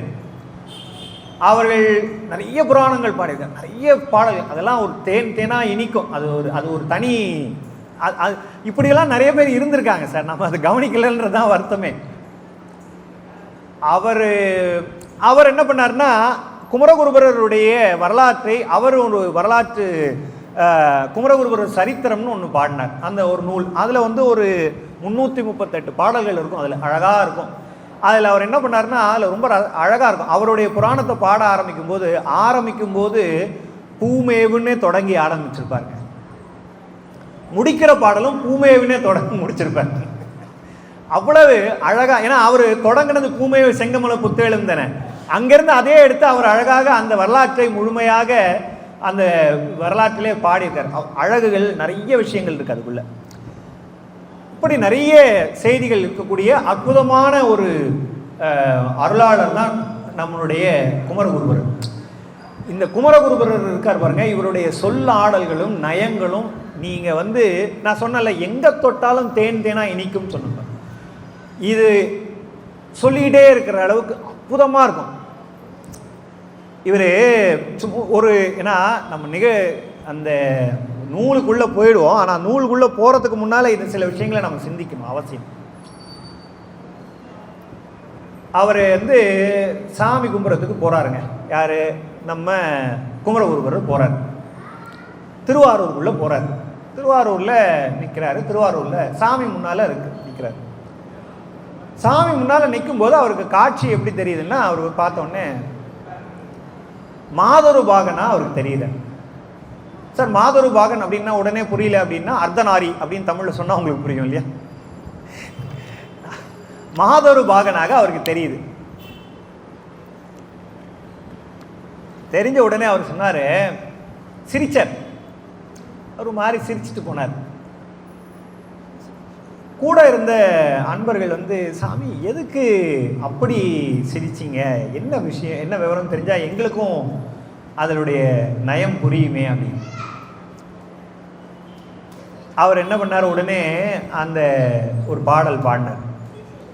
அதில் வந்து தானமால் களிரும் மாநிதி குவையும் ஏனைய பிறவும் மிகுநரீக நலம் பாடின்றி நாண்டுரத் தொரியி இளம்பாடலைப்ப வேற்குணர் ஏற்க புறவலர் புறத்தலும் இரவலர் இரத்தலும் இருவேறு இயற்கையும் இவ்வுலகுடைத்தே அதா அன்று ஒரு காலத்தில் உருவமற்றொன்றே இடப்பான் உற்பத்து 2 அறம் வளர்ப்ப வளப்பால் இரத்தன் மாநிலத்தன்றே அப்படின்னு அந்த பாடல் போகும். இது வந்து திருவாரூர் நான்மணி மாலையில் வரக்கூடிய, நான்மணி மாலைன்னா 4 விதமான பாக்களை எல்லாம் ஒரு பாக்கு அடுத்தடுத்து மாலையாக சேர்ப்பார்கள். ஒரு முதல்ல வந்து குரல் வெண்பாவாக இருக்கும், அடுத்தது ஆசிரியப்பாவாக இருக்கும், அப்புறம் விருத்தப்பாவாக இருக்கும், இப்படி மாற்றி மாற்றி பாடுவோம். அதில் நிலைமண்ட ஆசிரியப்பாவில் ஒரு பகுதி வருது, அது பெரிய பாடல். இதில் இந்த சின்ன பகுதியை மட்டும் நம்ம எடுத்துப்போம். என்னென்னா, அப்பா இந்த உலகத்தில் 2 விஷயம் இருக்குப்பா. என்னன்னு, ஒன்று செல்வம் படைத்தவன், இன்னொன்று செல்வம் இல்லாதவன் இல்லையா? பொருள் படைத்தவன் ஒன்று, இன்னொன்று பொருள் இல்லாதவன். இப்போ என்ன நடக்கும்? பொருள் படைத்தவன் என்ன பண்ணுவான்? பொருள் இல்லாதவனுக்கு பொருள் கொடுப்பான் இல்லையா? பொருள் இல்லாதவன் என்ன பண்ணுவான்னா பொருள் படைத்தவன் கிட்ட போய் உதவி கேட்பான், உதவி கொடுத்தா வாங்கிடுவான். இது ரொம்ப இயற்கை, ஏன்னா உலகத்தில் என்றைக்குமே அது உண்டு. ஆனால் இங்கே ஒரு விசித்திரத்தை பார்த்தம்பா, அதனால சிரித்தேன் அப்படின்னு. என்ன என்ன சாமி விசித்திரம் பார்த்தீங்க அப்படின்னு. எனக்கு இப்போது இதில் 2 விதமாக இருக்குன்னு சொன்னேன் இல்லையா? ஒன்று பொருள் படைத்தவன் ஒன்று, இன்னொன்று பொருள் இல்லாதவன் ஒன்றுன்னு ஆச்சு. 2ம் ஒரே இடத்துல இருக்குமா? வாய்ப்பு இல்லை இல்லையா? ஒருத்தர் பொருள் படைத்தவர் ஒரே இடத்துல இருக்கிறாருன்னா பொருள் இல்லாதவருக்கு என்ன பிரச்சனை? அது பொருள் படைத்தவரோட சேர்ந்து இருக்கிறார், அப்புறம் அந்த இது இல்லை இல்லையா? ஆனால் இங்கே இருக்கிற இந்த சாமியை பார்க்கும்போது எனக்கு ரொம்ப அதிசயமாக இருக்குப்பா. 2மே அங்கே ஒரே இடத்துல இருக்குன்னு. இவங்களுக்கு என்ன சாமி சொல்கிறீங்க புரியலன்னு பா. இந்த இவர் யார்? இந்த அம்மா இருக்காங்க, அம்மா ஒரு பக்கம், ஐயன் ஒரு பக்கம் இல்லையா? மாதொரு பாகன். இந்த அம்மா இருக்காங்களே, இந்த அம்மா யாருன்னா எதை கேட்டாலும் கொடுக்கக்கூடியவங்க. அம்மா எப்பயுமே கொடுத்துருவாங்கல்ல. இல்லை, அம்மாக்கள்லாம் நிறைய பேர் இருக்காங்க. நீங்கள் எந்த அம்மான்னாதீங்க, அது வேற விஷயம்.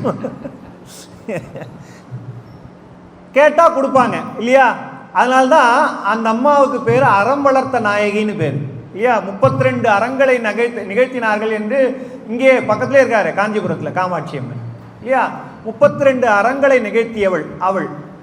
அந்த அம்மா கையில் அந்த அறம் கொடுக்கக்கூடிய அந்த இது வச்சிருக்காங்க. இந்த அம்மா கையில் இது இருக்கு. இந்த அம்மா அப்படின்னா பொருள் இருக்கிறவங்க தானே கொடுப்பாங்க, பொருள் இருக்கிறவங்க கொடுக்குறாங்க. இந்த அம்மா கையில் அறம் வளர்க்கிறாள், அறம் கொடுத்துட்டு இருக்கா, பண்ணிட்டு இருக்கா. இந்த பக்கம் அப்படியே பக்கத்தில் பார்த்தா இந்த ஆள் என்ன பண்ணிக்கணும், பிச்சை எடுத்துருக்காங்க இல்லையா? அவர் இந்த மண்டை ஓட்டை வச்சுக்கிட்டு பிச்சை எடுத்துட்டு இருக்காரு. ஒரே உருவத்தில் பார்க்குறேன், ஒரு பக்கம் கொடுக்குறவர் இருக்கிறார், இன்னொரு பக்கம் பிச்சை எடுக்கிறவர் இருக்கிறாயா? இதான் வியப்புனர். புறவலரும் இரத்தலும் ஒன்றாக பார்க்கக்கூடிய அழகு இங்கே இதையா நான் பார்க்குறேன்னு. புறவலர் புறத்தலும் இரவலர் இரத்தலும் இருவேறு இயற்கை. 2 வெவ்வேறு இயற்கைப்பா. ஆனால் இவ்வுலக உடைத்து அது போல இது இல்லை. அதான் அன்று என்னென்ன ஒரு காலத்தில் உருவமற்று ஒன்றே இடப்பான் 32 அறம் வளர்ப்பால் வளப்பால் இரத்தல் மாநிலத்து அன்றே. இதான் இந்த உலகத்தில் இருக்க ஒரு மிகப்பெரிய அதிசயம். என்னன்னா இறக்குறவனும் கொடுக்குறவனும் பக்கத்திலே இருக்கிறாங்க, அதே ஒரே உருவமாக இருக்குன்னாரு. என்ன அழகுங்க, பார்க்குற பார்வையில் இருக்கக்கூடிய ஒரு நயம், சொல்கிறதுக்கே ஒரு ரொம்ப அழகாக இருக்கு. இதில் இன்னொரு விஷயம் கூட சொன்னார் இவர். சரி, இந்த தியாகரேசர் இருக்கார்ல, இவர் ஏற்கனவே அவர் பிச்சை எடுக்கிறாருன்னு சொல்லிட்டோம். அவர் பிச்சை எடுக்கிறார் கரெக்டா? பிச்சாடனர் சிவபெருமான். இந்த பிச்சாடனருக்கு தியாகராஜர் எப்படிங்க பேர் வரும்? அவரே பிச்சை எடுத்துட்டு இருக்காரு, அவர் எங்க தியாகம் பண்ணினுங்க, அப்ப அவருக்கு எப்படி அந்த பேர் வந்தது அப்படின்னு ஒரு பாட்டில் அவரே ஒரு கேள்வி கேட்கிறார். திருவண்ணம் வரம் தந்தருள வரதம் வைத்து வரதமிடக்கு கரம் தந்த தாள் இவர் கையதன்றே பலி காதலித்து, பலினா இது அந்த பிச்சை எடுக்கிறது, பலி காதலித்து சிரம் தந்த செங்கை கமலேசர் நாம தியாகர் என்பது தரம் தந்த வாழ்விழியால் அந்த தாங்கொழும் வளர்ந்ததே அப்படின்னு ஒரு பாடல் இருக்கு. அவர் என்னன்னா, இது அவரே ஒரு பக்கம் உட்காந்து பிச்சை, அது எப்படி அவருக்கு பேர் இது மாதிரி வந்தது? இவரை பிச்சை தானே எடுத்துட்டு இருக்காரு, நீ அவரே வரம் எடுக்கிறது பிச்சை எடுத்துட்டு இருக்காரு, இவருக்கு எப்படி தியாகராஜன் பேர் வரும் அப்படின்னு அவர் அந்த கேள்வி அந்த பாட்டில் வச்சுட்டு இன்னொரு பாடல்ல அங்கேயே பின்னால சொல்றாரு.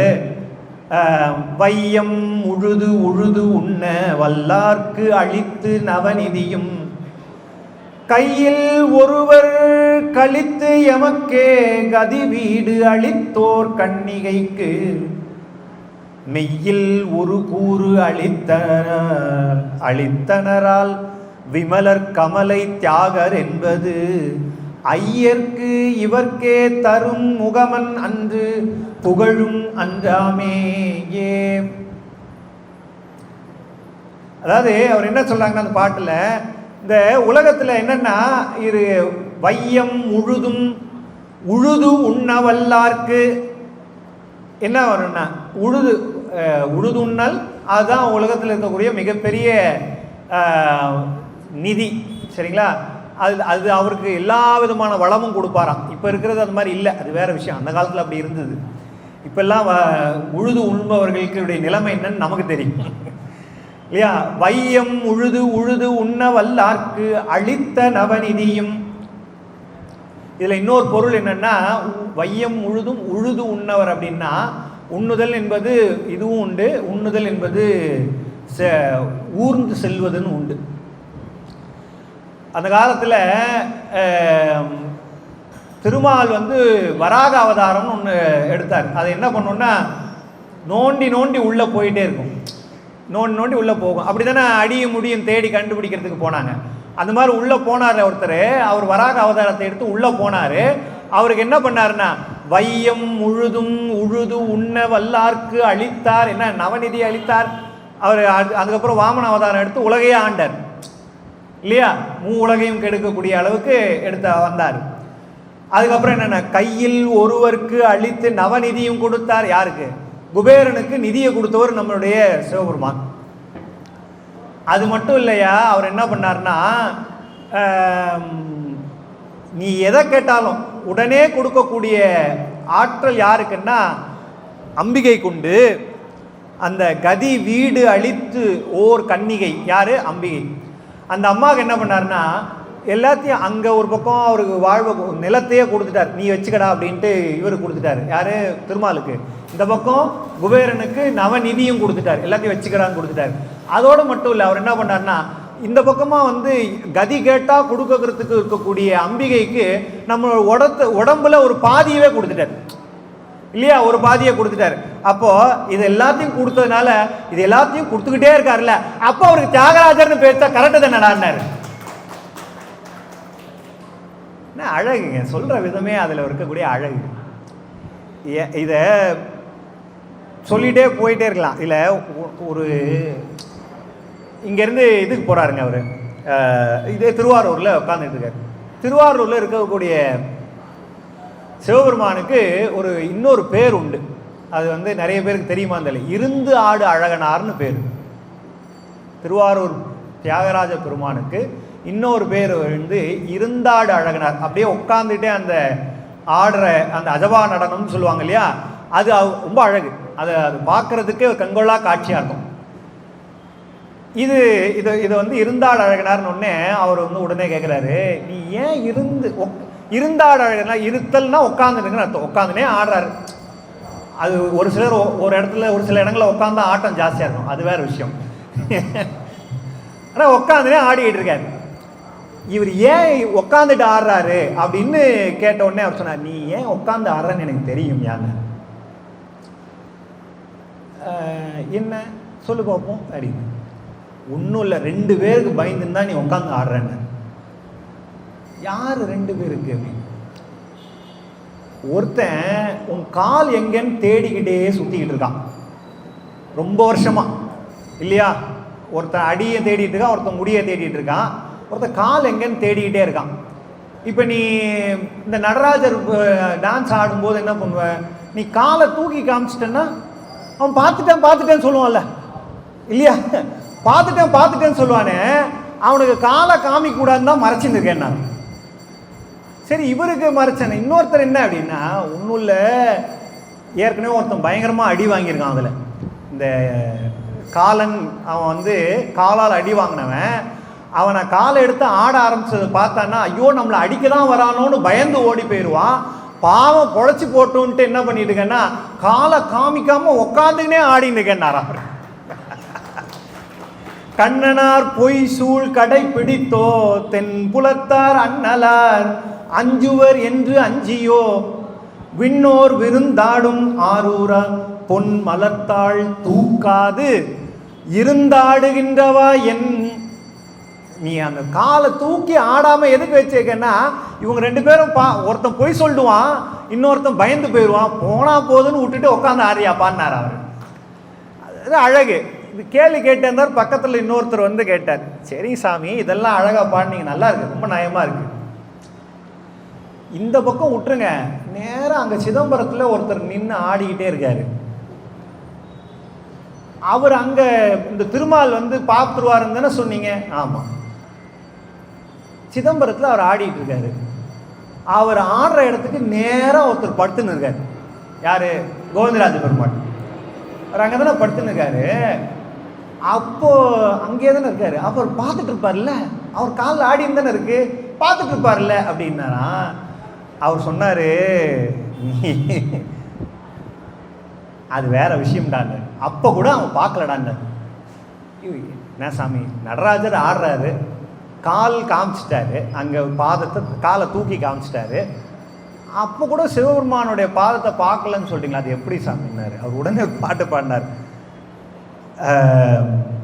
தக்கனார் வேள்வி தகத்து சமர் முடித்த நக்கனார் தில்லை நடராஜர் ஒக்கர் படப்பாயலான் காண பைந்தொடி தாழ் என்றோ இடப்பாதம் தூக்கியவா என்று அவர் சொன்னாரு.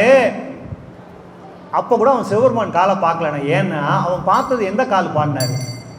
இந்த இடக்காலை தான் பார்த்தாரு. இடக்கால அவனோடது இல்லப்பா, அம்பிகையோட காலை. அப்ப கூட அவன் பார்க்கலடான்னாரு. அழகுங்க, அழகு. இவ்வளவு தமிழும் இவ்வளவு அழகும் நயமும் வேற எந்த மொழியில உங்களால பார்க்க முடியாது இல்லையா?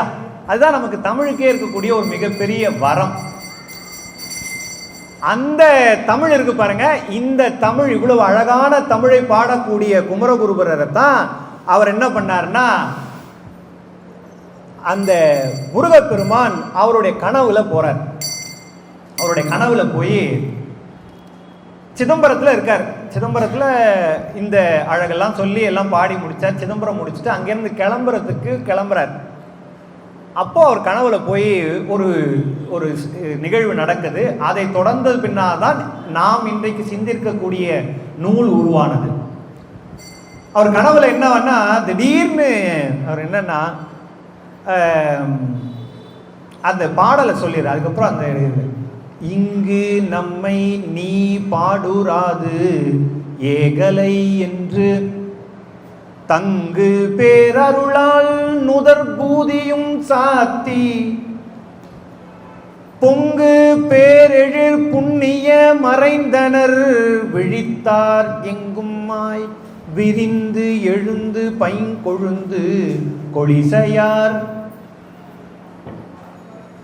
இங்கு நம்மை பாடுராது ஏகலை.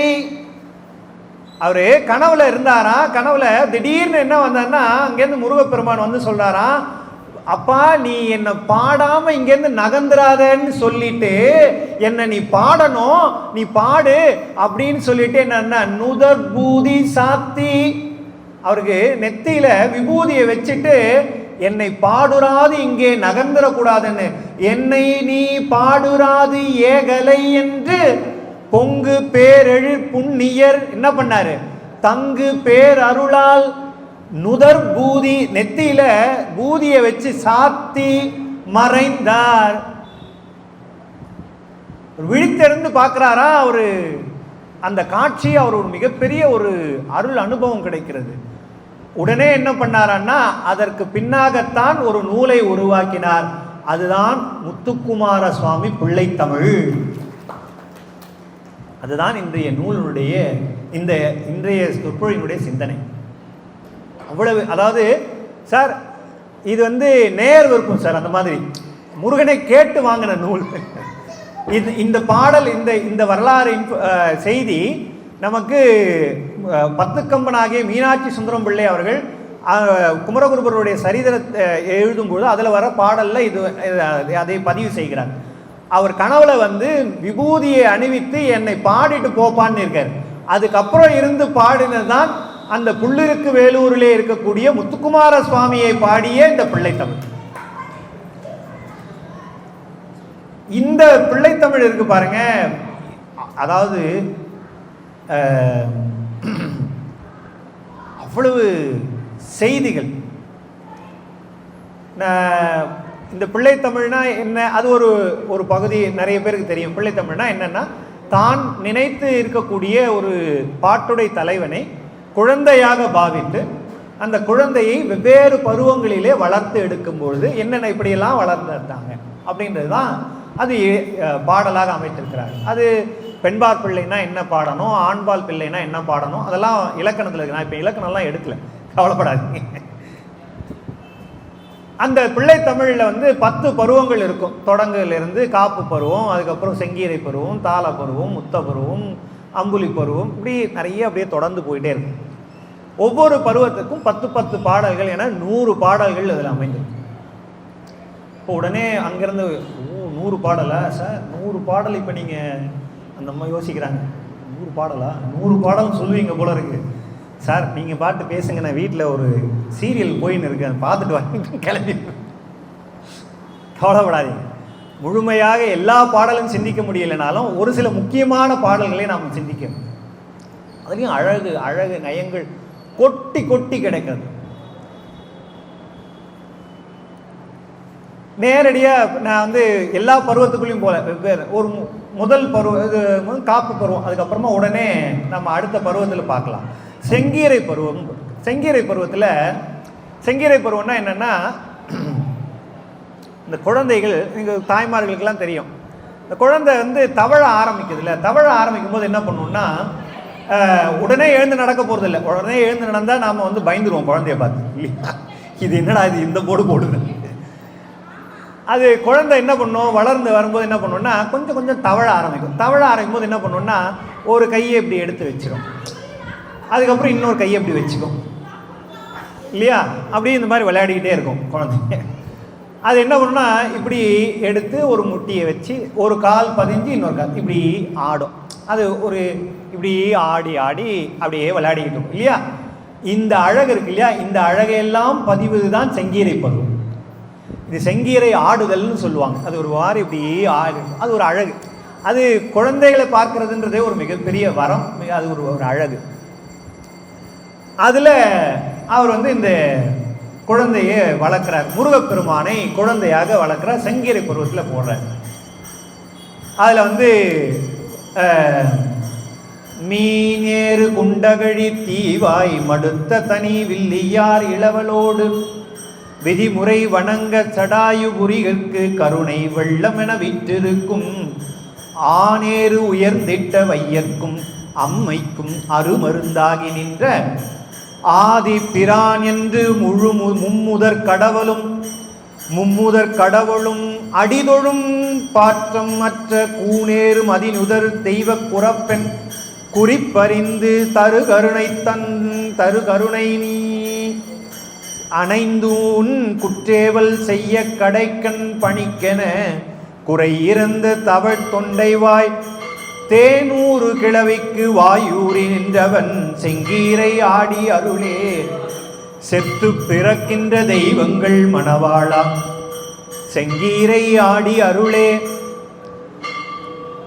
பாடல் இது அந்த காலத்து தமிழ், அதனால் நான் விளக்கம் சொல்லிடுறேன், கவலைப்படாதீங்க சார். நீங்கள் பாட்டு ஏதோ ஒன்று சொல்கிறீங்க, எனக்கு புரிய மாட்டேங்குது அப்படின்னு யோசிக்கிறீங்க. இந்த பாடல் இருக்கு பாருங்க, இந்த பாடல் அந்த காலத்துலலாம் நாங்கள் நான் படிக்கும் பொழுது என்னுடைய 10ஆம் வகுப்பில் படிக்கும்போது தமிழ் பாடல் நூலில் இந்த பாடல் இருக்கும். ஞாபகம் இருக்காமா? சில பேருக்கு தெரியும். அதில் அது வந்து நிறைய பேருக்கு இந்த முத்துக்குமாரசாமி பிள்ளை தமிழ் இதில் இருக்கக்கூடிய நயங்கள் அழகுகள் என்னன்றதெல்லாம் தெரியாமலே சில நேரங்களில் படிச்சிருக்கலாம், அது ஒரு பக்கம். ஆனால் நிறைய நேரங்களே இதை கேள்வியாக கேள்விப்பட்டிருப்பாங்க. தேனூறு கிழவிக்கு வாயூறி நின்றவன், அது மட்டுமே தனியாக ஒரு கேள்வியாக இருக்கும் அந்த காலத்தில். இப்போல்லாம் தமிழ் பாடத்தில் என்ன இருக்குன்றது நான் கேட்கவே வேணாம், அது விட்டுருவோம். அவர் என்ன பண்ணுறாருன்னா, இந்த அவர் யாருன்னா மீனேறு குண்டகழி அப்படின்னா இந்த அங்கையர்கண் அம்மையினுடைய கண், அந்த அதில் வந்து என்ன பண்ணுறாருன்னா அந்த அளவுக்கு இருக்கக்கூடிய வில்லியார் இளவலோடு அவர் என்ன பண்ணுறாருன்னா அந்த அம்பிகையோட இருக்கக்கூடிய அழகு பார்ப்பதற்காக யார் வராருன்னா வில்லியாரோட வராரு. வில்லியார்னா நீங்கள் வந்து உடனே ஏதோ சீரியலில் வர்ற ஒரு லேடியை பற்றி சொல்கிறாங்க போல இருக்கு, கொஞ்சம் மரியாதையாக கூப்பிட்றாங்க வில்லியார் அப்படின்னு நினச்சிடாதீங்க. ஔவையார் மாதிரி அவங்க ஒரு வில்லியார் போல இருக்கு அப்படின்னு நினச்சிடாதீங்க. வில்லியார்னா வில்லை உடையவர்னு அர்த்தம். வில்லை உடையவர்னு அர்த்தம். ராமபிரான் அவருடைய இளவலாகிய லக்ஷ்மணனோடு சேர்ந்து என்ன பண்ணுறாரான்னா விதிமுறை வணங்க எங்கே வராரு, வணங்குவதற்காக எங்கே வர்றாரு, சடாயுபுரிக்கு வருகிறார்கள். சடாயுபுரின்றது அந்த புல்லூருக்கு வேலூர். அங்கே வந்து சாமியை வணங்குறதுக்கு வராங்களாம். அங்கே கருணை வெள்ளமென வீற்றிருக்கும் யாரு, அந்த சிவபெருமான். கருணை வெள்ளமென வீற்றிருக்கும் ஆண் ஏறு உயர்ந்திட்ட ஐயர்க்கு, ஆண் ஏறுனா எருது இல்லையா, அந்த எருதை வாகனமாக இருக்கக்கூடிய சிவபெருமான் அவர் அங்கே கருணை வெள்ளமாக அமர்ந்திருக்கிறாராம். ஆண் ஏறு உயர்ந்திட்ட ஐயர்க்கு, ஐயர்க்கும் அம்மைக்கும் அந்த அம்பிகைக்கும் அருமருந்தாகி நின்ற, அவங்க ரெண்டு பேருக்கும் அருமருந்தா இருக்கக்கூடியது யாருன்னா முருகப்பெருமான்.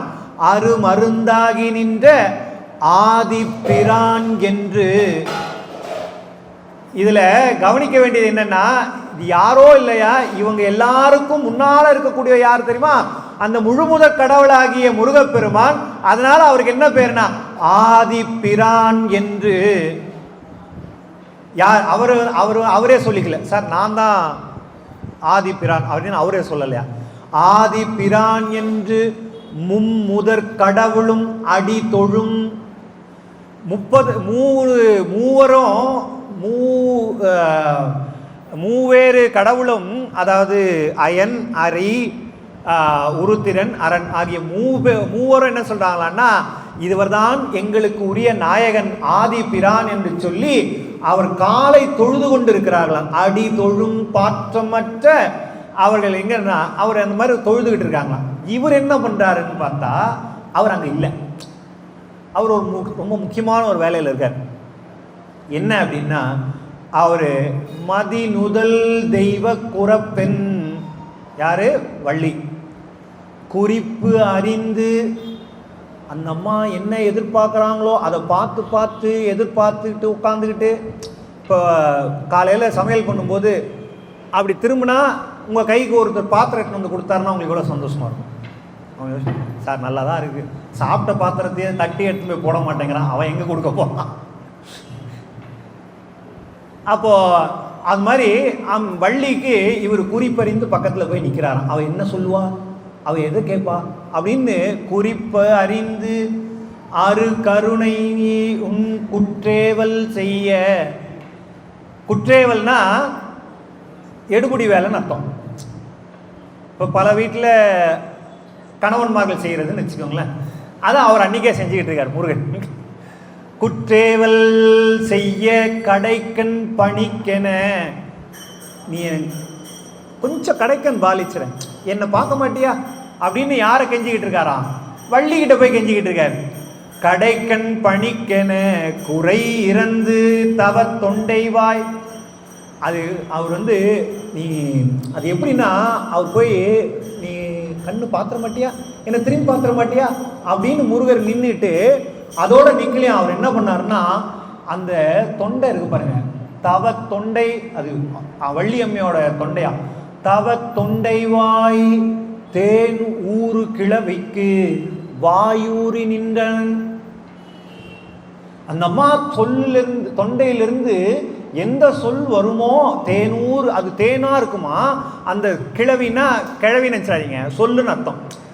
தேன் ஊறுகின்ற கிழவிக்கு அவர் என்னென்ன, இவர் வாயூரி நின்றார், என்னென்ன சொல்லு விட்டு நின்றுருக்காருன்னு அர்த்தம் சார். இப்போ இந்த காலத்தில் சொன்னா, தேன் ஊறு கிழவிக்கு வாயூரி நின்றவன் செங்கீரை ஆடி அருளே. அந்த மாதிரி இருக்கக்கூடிய முருகப்பெருமானே, நீ இந்த செங்கீரை ஆடி அருளேன்னு கூப்பிட்டு கேட்கிறாராம். செத்து பிறக்கின்ற தெய்வங்கள் மணவாளா செங்கீரை ஆடி அருளே. போற போக்கில் ஒரு தப்புன்னு ஒன்று சொல்லிக்கிட்டு போறாரு. நீ வந்து சில தெய்வம்லாம் இருக்குடா, அது இறக்கும் பிறக்கும், பிறப்பு உண்டு இறக்கெல்லாம் இருக்கு. அந்த மாதிரி ஆள் இல்லடா இவர் அவருக்கெல்லாம் மேல இவர் என்ன செத்து பிறக்கும் தெய்வங்கள் மணவாளா செங்கீரை ஆடி அருளே. அழகு. இதுல என்ன கவனிக்கணும்னா, சார் இது ஏன் சார் அவர் இவ்வளோ பெரிய 30 கோடி தேவர்கள், மூவர் பெருமான், அவங்கெல்லாம் வந்து அதாவது மிகப்பெரிய அருமருந்தாக இருக்கக்கூடிய முருகப்பெருமான ஆதிபிரான்னு சொல்லி காலில் வந்து விழுந்து வணங்குவதற்காக நிற்கிறாரு. இவர் என்ன பண்றாருன்னா அந்த பக்கம் போய் வள்ளி கிட்ட நின்றுருக்க. அதோட இவர் மட்டும் இல்லைங்க, கந்தர் அனுபூதி.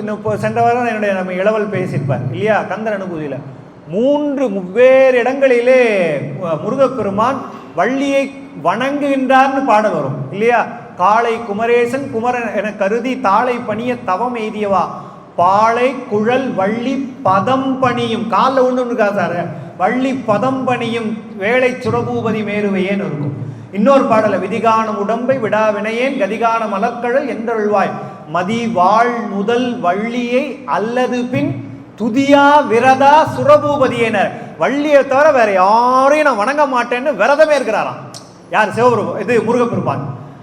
அது மட்டும் இல்லை, அருணகிரிநாதர் இன்னொரு இடத்துல சொன்னார், திணியான மனோசிலை மீது உனதால் அணியார் அரவிந்தம் அரும்பு மோதோ பணி யா என வள்ளி பதம் பணியும் தனியா அதிமோக தயாபரணே. எனக்கு என்ன வேலைன்னு கேட்டுட்டே நிற்கிறாராம். பணி யா எனக்கு சொல்லுப்பா. தொழுது நிற்கின்றனன் செய்பணியெல்லாம் சொல்லுதல் வேண்டும் என் வல்லசர் குருவே. வள்ளலார் பாடுவார், நான் உங்ககிட்ட தொழுது நிற்கிறேன். யாரு? நாம போய் சிவபெருமான் கிட்ட நிற்கிற மாதிரி முருகப்பெருமான் வள்ளி கிட்ட போய் தொழுது நிற்கிறார். இது அருணகிரிநாதர் மட்டும் பாடலைங்க, இவரே பாடுறார். இது கந்தபுராணத்தில் ஒரு அழகான ஒரு பகுதி, ஒரு பாடல் வரும்.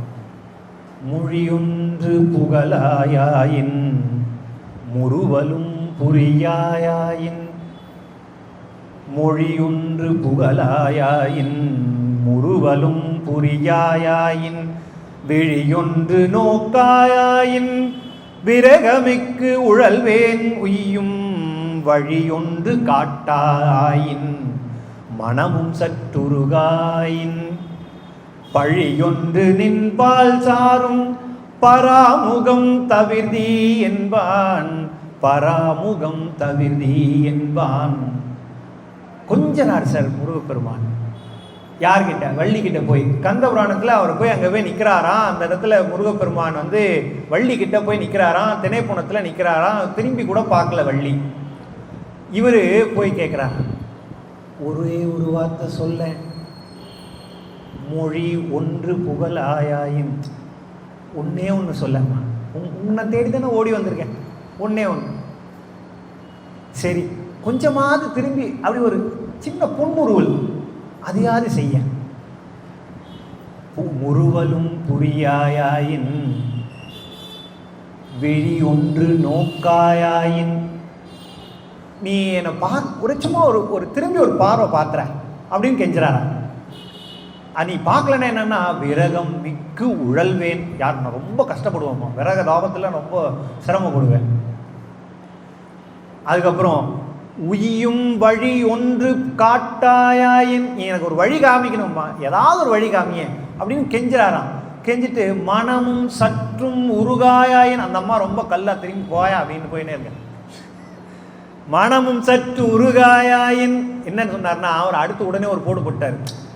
இந்த மாதிரிலாம் நீ பண்ணாமல் இருந்தேன்னா என்ன ஆகும் தெரியுமா? உனக்கு தான் பழி வந்து சேருமா. உனக்கு பழி வந்தால் நல்லதா? பழி ஒன்று உன்பால் சாரும். ஐயோ, அந்த மாதிரி இருந்துடாத. பராமுகம் தவிர்தி என்றால், நீ என்னை பார்க்காம இருக்கிறது பராமுகம்னா பார்க்க இருக்கிறது, அதை விட்டுறம்மா. இதெல்லாம் உன் மேலே பழியாக வந்து விழுந்துரும். பார், முருகனே வந்து நிற்கிறாரு, நீ பார்க்கலையே, என்னம்மா இப்படி இருக்க அப்படின்னு உன் மேலே யாராவது சொல்லிட்டு போகிறாங்க, அது மாதிரி இருக்கக்கூடாது, என்ன பார்த்துரு அப்படின்னு கெஞ்சினாராம். இப்படி கெஞ்சி கெஞ்சி நின்றாராம் முருகப்பெருமான். அதை எல்லா அருளாளரும் பாடியிருக்கிறார். தேனூறு கிழவிக்கு வாயூறி நின்றவன். அழகு சார். இதில் கவனிக்க வேண்டியது என்ன தெரியுங்களா? சரி, இதெல்லாம் ஏன் சார் அப்படி நிற்கிறாரு? அது அடுத்த கேள்வி இல்லை நமக்கு. ஏன் அந்த மாதிரி நிற்கணும் சார்? அவர் 2 பேரையும் தான் திருமணம் செஞ்சுக்கிட்டார். தெய்வயானையும் தான் திருமணம் செஞ்சார், வள்ளியையும் தான் திருமணம் செஞ்சார். ஆனால் தெய்வயானை கிட்ட இந்த மாதிரிலாம் நிற்கலையே, அவர் வள்ளி கிட்ட மட்டும் ஏன் அப்படின்னா, குறப்பெண்ணுக்கிட்ட என்ன அவ்வளோ அப்படின்னு நம்ம யோசிக்கலாம் இல்லையா? ஆனால் இது வந்து கொச்சையாக நம்ம பேசுவது அல்ல. ஆனால் உண்மை என்ன என்று சொன்னால், இதில் ரொம்ப அடிப்படையில் கவனிக்க வேண்டியதுன்னா, இது ஒவ்வொன்றும் உருவகமாக அமைத்தது. முருகன் உருவத்தில் ஒன்று இச்சை சக்தியை குறித்தது, இன்னொன்று கிரியாசக்தியை குறித்தது. தெய்வயானை கிரியாசக்தியை குறித்தவள், வள்ளி எம்பிராட்டி இச்சா சக்தியை குறித்தது, ஞான சக்தி ஆகியது வேல் அவர் கையில் வச்சிருக்கிறது. மூணும் அவர்கிட்ட இருக்குன்னு அர்த்தம். முருகப்பெருமான் கிட்ட போனால் இந்த மூணு சக்தியும் நம்ம அங்கே அழைத்து செல்லும்னு அர்த்தம். ஞான சக்தி, இச்சா சக்தி, கிரியாசக்தி அத்தனையும் வாய்க்கும் என்பதனால அது அனைத்தும் அந்த உருவத்தில் வச்சாரு. இப்போ என்ன கவனிக்கணும்னா, இச்சா சக்தின்னு ஒன்று வச்சார். இச்சா சக்தினா உலகத்தில் இருக்கக்கூடிய உயிர்கள் அத்தனையுடைய இச்சைகள் என்னென்னலாம் இருக்கோ அந்த அத்தனையும் அங்க ரெப்ரசன்டேஷன் யாரு? வள்ளியம்பிராட்டி. அப்போ முருகப்பெருமான் என்ன இருக்கிறார்னா, இந்த உலகத்தில் இருக்கக்கூடிய என்னுடைய அடியார்கள் ஆகிய இந்த மக்கள், இந்த குழந்தைகள்லாம் இருக்காங்களே, அந்த குழந்தைங்களுக்கு என்ன இச்சை, அந்த குழந்தைக்கு என்ன வேணும் அப்படின்னு கேட்டு கேட்டு அருள் பாலிப்பதற்காக அவ காலில் விழுந்துகிட்டு இருக்காங்க. நீ வள்ளி மனைவி காலில் விழுறாரு இல்ல, பணி யா என வள்ளி பதம் பணியும், நான் என்ன செய்யணும்னு கேட்கிறார் இல்லையா, வேலை சொல்லுப்பா அப்படின்றத அந்த வள்ளி கிட்ட போய் கேட்கிறாராம். பணி யா என வள்ளி பதம் பணியும். அது வேற விதமா இங்க முத்துக்குமார் பிள்ளைத்தமிழ்ல, தேன் ஊரு கிழவிக்கு வாயூரி நின்றவன், எப்ப சொல்லுமா, நான் காத்துக்கிட்டு இருக்கேன்னா. அது என்ன, நம்மளுடைய உயிர்கள் அத்தனையினுடைய அந்த அத்தனை இன்பங்கள் என்னவோ, விளைவுகள் என்னவோ, அத்தனையும் பூர்த்தி செய்ய வேண்டிய கடப்பாடு எனக்கு இருக்கிறது. அந்த கருணையினாலே நான் வள்ளி பாதம் பணிகிறேன் சார். அப்ப நமக்கு எங்க ரூட்டுன்னு நமக்கு தெரிஞ்சிருச்சு. எங்க போனோம்? வள்ளியம்மா கிட்ட போனோம். அங்க போட்டா நமக்கு எல்லாம் கரெக்டா வந்து சேரும் இல்லையா? அவங்க போறது கிளம்பிட்டாங்க. சரி, அவ்வளவு செங்கீரையில் அவ்வளவு அழகா அவர்கள் செஞ்சுக்கிட்டே இருக்கார். இதுல நிறைய இந்த வெவ்வேறு பருவங்கள்லாம் இருக்கு. இதுல கவனிக்க என்னன்னா,